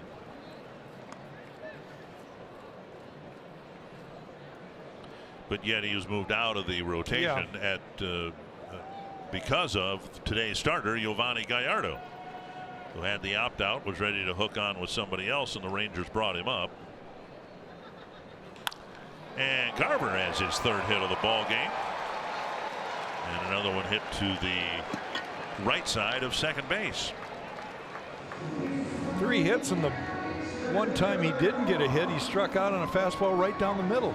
He was looking for the curveball, I guess, and took a fastball right down the middle. So he's had a pretty good day at the plate. Let's take a look at his last at bat. Fastball up, and he just shoots it the other way. And now Lamar, who was the first man that Moore faced in the 7th inning. He rifled a double off the fence in right center, but never got so far as third base. Inside, ball 1. All right.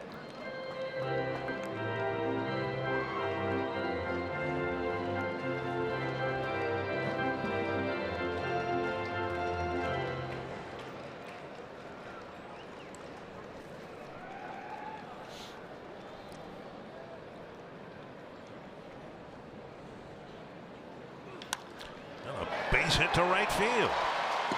Lamar has his 2nd hit. Garver checks in at 2nd. 1st and 2nd, 1 down, and now Joe Mauer. 2 solid hits to the right side of the infield.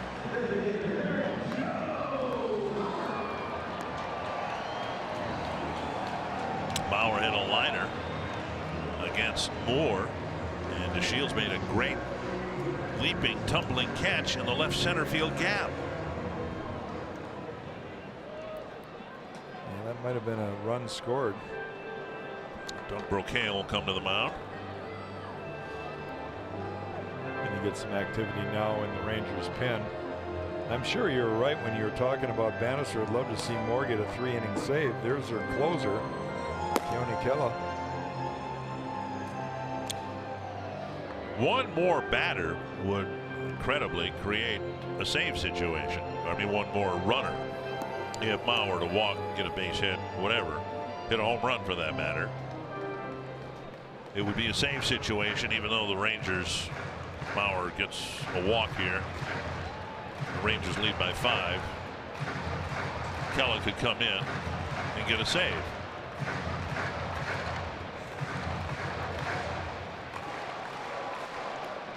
Mauer with a single his first time up, couple of lineouts to Shields and a strikeout. I have nowhere to go, so I wouldn't mind him coming in and seeing him get a blown save. No plans for later tonight? I guess I don't either. Not yet.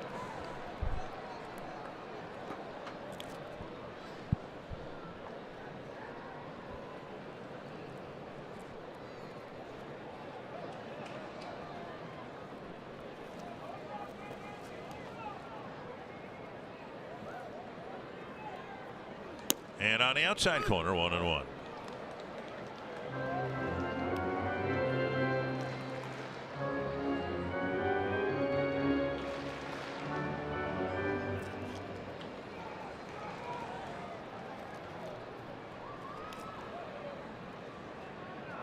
One and one to Mauer. And now off the plate, 2-1.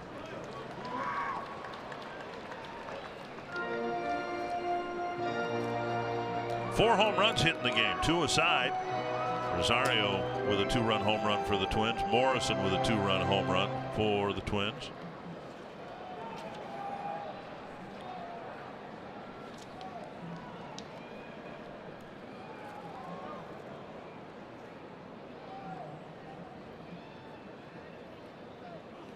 And now 3-1.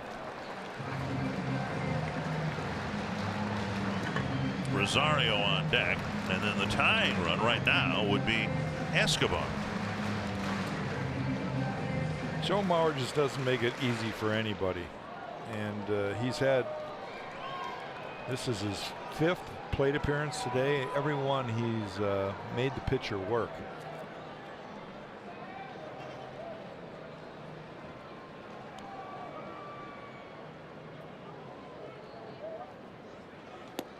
Now strike 2.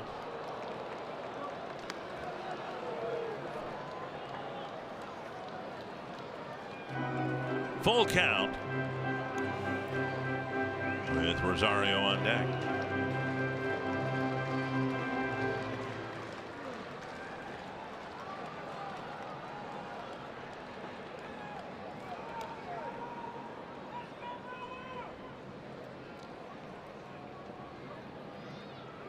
And a base hit left field. Garver will check in at third, and they're loaded up. And the Rangers are going to make a move, and the Twins at the very least have forced the Rangers to use their closer here in the 9th inning. 3 straight hits.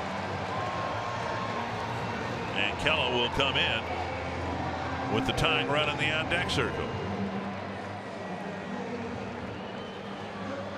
Well, you kind of wonder where this offense has been the entire game, but at least it's coming right now, and you never know, a bloop and a blast could tie this.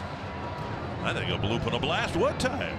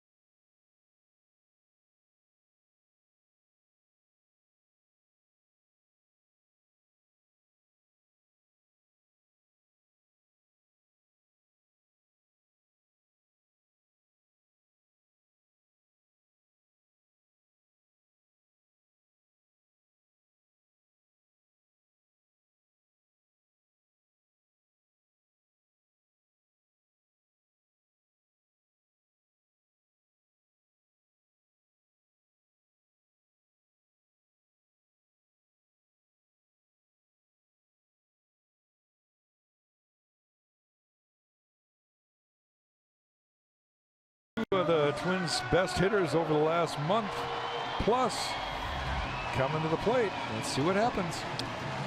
Keona Kela has the most saves in Major League Baseball without a blown save. He's converted 19 straight going back to last year. And he will face Eddie Rosario, who drove a 2-run home run in his first at bat, 0 for 3 since. A 5-run lead. The tying run is in the on deck circle. And Rosario with a half swing. There's strike 1.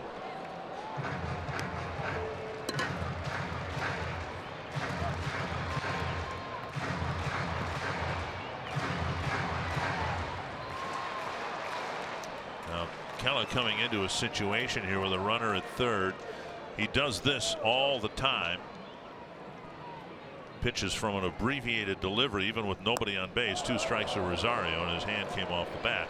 In an infamous game against the Astros, he did not declare that he was pitching from the stretch, and he did not stop and was called for a game-losing balk. There's a big drop on a pitch near the outside corner. Well, he's a 12-6 kind of pitcher. He throws right over the top, really gets his arm up high. 2 strikes. That kicks away, but nowhere for anyone to go. The last thing the Twins need to do in a situation like this is to make it out on the bases. There've been too much of that as it is. Yeah, we've seen enough of that. I know the manager's seen enough of that. 1-2 to Rosario.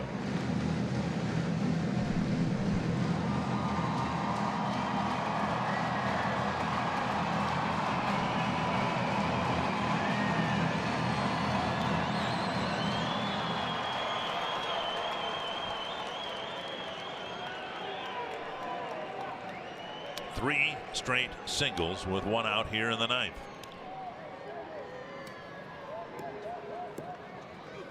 Popped up, it'll reach the seats. The at-bat still alive. Kela's got a very good curveball, and that's his go-to pitch. He wants to be able to throw the ball down on the zone, see if he can get Rosario to chase. Rosario hoping he just can hang one. Ball that just sort of spins and doesn't have that good break. And he would bring this crowd alive with 1 swing of the bat. And you go up in the zone, it looks like, with a fastball.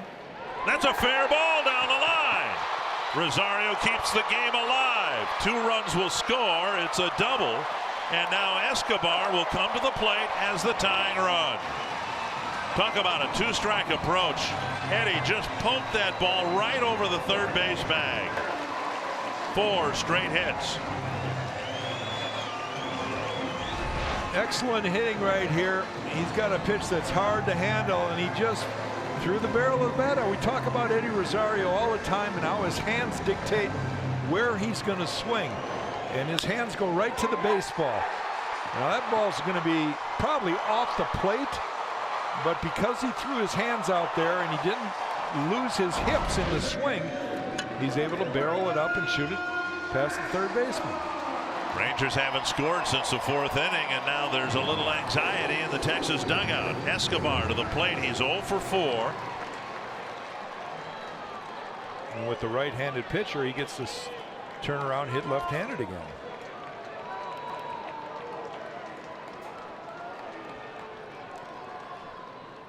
Breaking ball over for a strike. 4 RBI day for Eddie Rosario. He's had a really good day at the plate. Escobar with a dozen home runs, 10 of them from this side of the plate.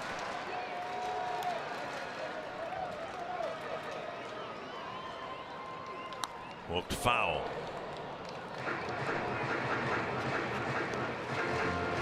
And even left-handed, as much as he says otherwise, it just, the swing doesn't look the same, does it? No, he doesn't have the strength in that arm yet. It's going to take a good week or 2 to be 100% again. Trying to do what Rosario did with 2 strikes. Keep the line moving. Slaps it foul. Behind Escobar is Dozier.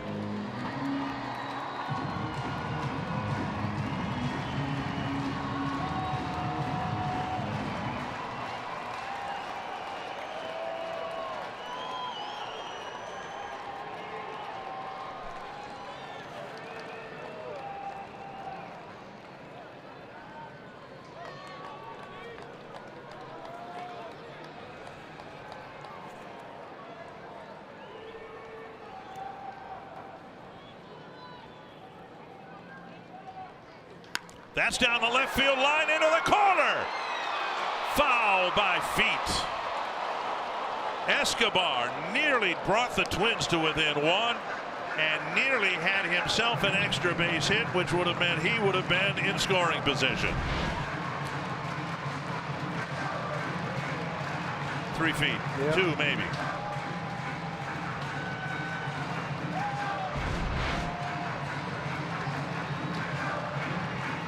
Well, the at-bat's not over. Now he'll hook one down the right field line.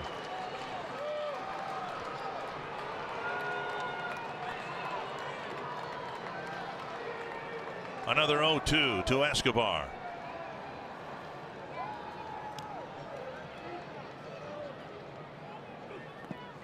Swing and a miss, and Escobar strikes out, and it'll be left to Dozier. That was the pitch that Kelo would like to have thrown to Rosario, but he finally gets Escobar to chase out of the zone. Good breaking ball. Good in the fact that he threw it where he's supposed to throw it. Bounce the ball, make your catcher block it, see if the hitter will chase. Big block for Chirinos because first base was open. If that ball had kicked to the side, even though Escobar swung and missed, he might have been able to reach first base. So it comes down to the Dozier at bat, hitting cleanup today. He is 0 for 2 with 2 walks.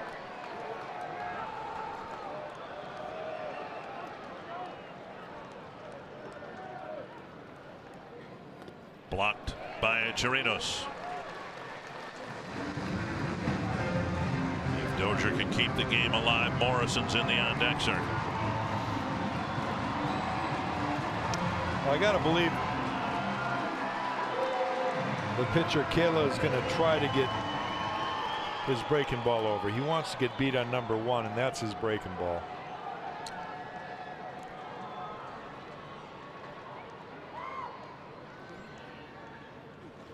There's a breaking ball for a strike. 1-1.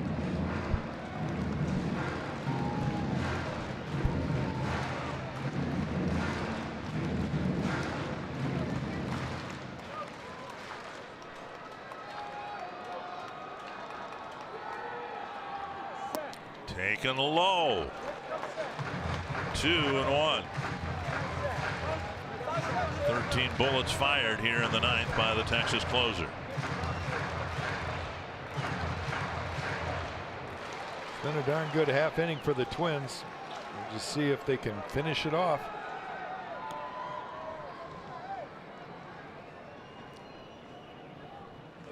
Three and one.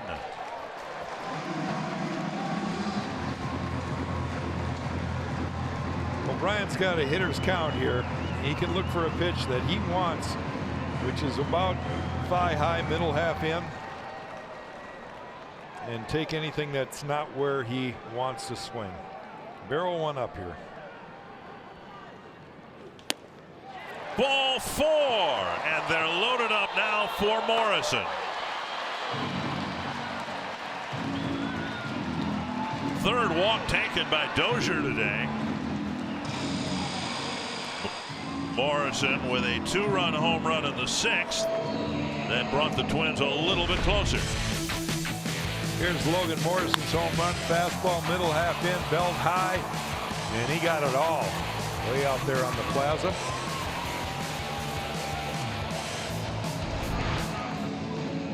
Well, Morrison has already shown home run power on the season.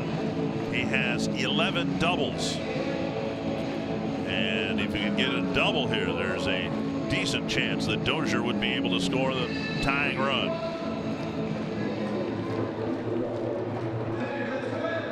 Doug Brook-Hale to the mound along with Chirinos and Andrus. And now the Ranger outfield playing deeper than normal, trying to reduce the chance of a game-tying double. Yeah, the tying run's at first base. Brian Dozier, and he runs well. So a gapper could make this interesting. Going to have to be hit hard as deep as the outfielders are playing.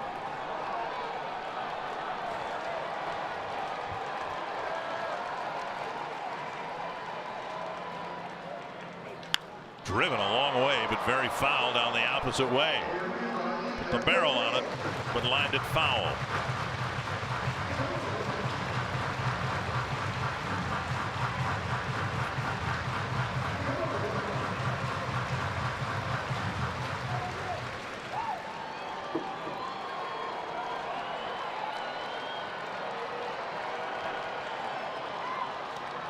Oh, and 1 to Morrison. High fastball at 98 miles per hour, and now it's an 0-2 hole. Well, here's the ultimate pitch. Will he go up in the zone with the one he just swung and missed at? Really had no chance at that. Missed the target by 4 feet. Will he bounce a breaking ball like he did to Escobar? He'll be one of the two. Taken in the dirt. Chirinos with a block. 1 and 2. Got to block those two, because if the ball kicks away, the run scores, but the tying run moves into scoring position. Yeah.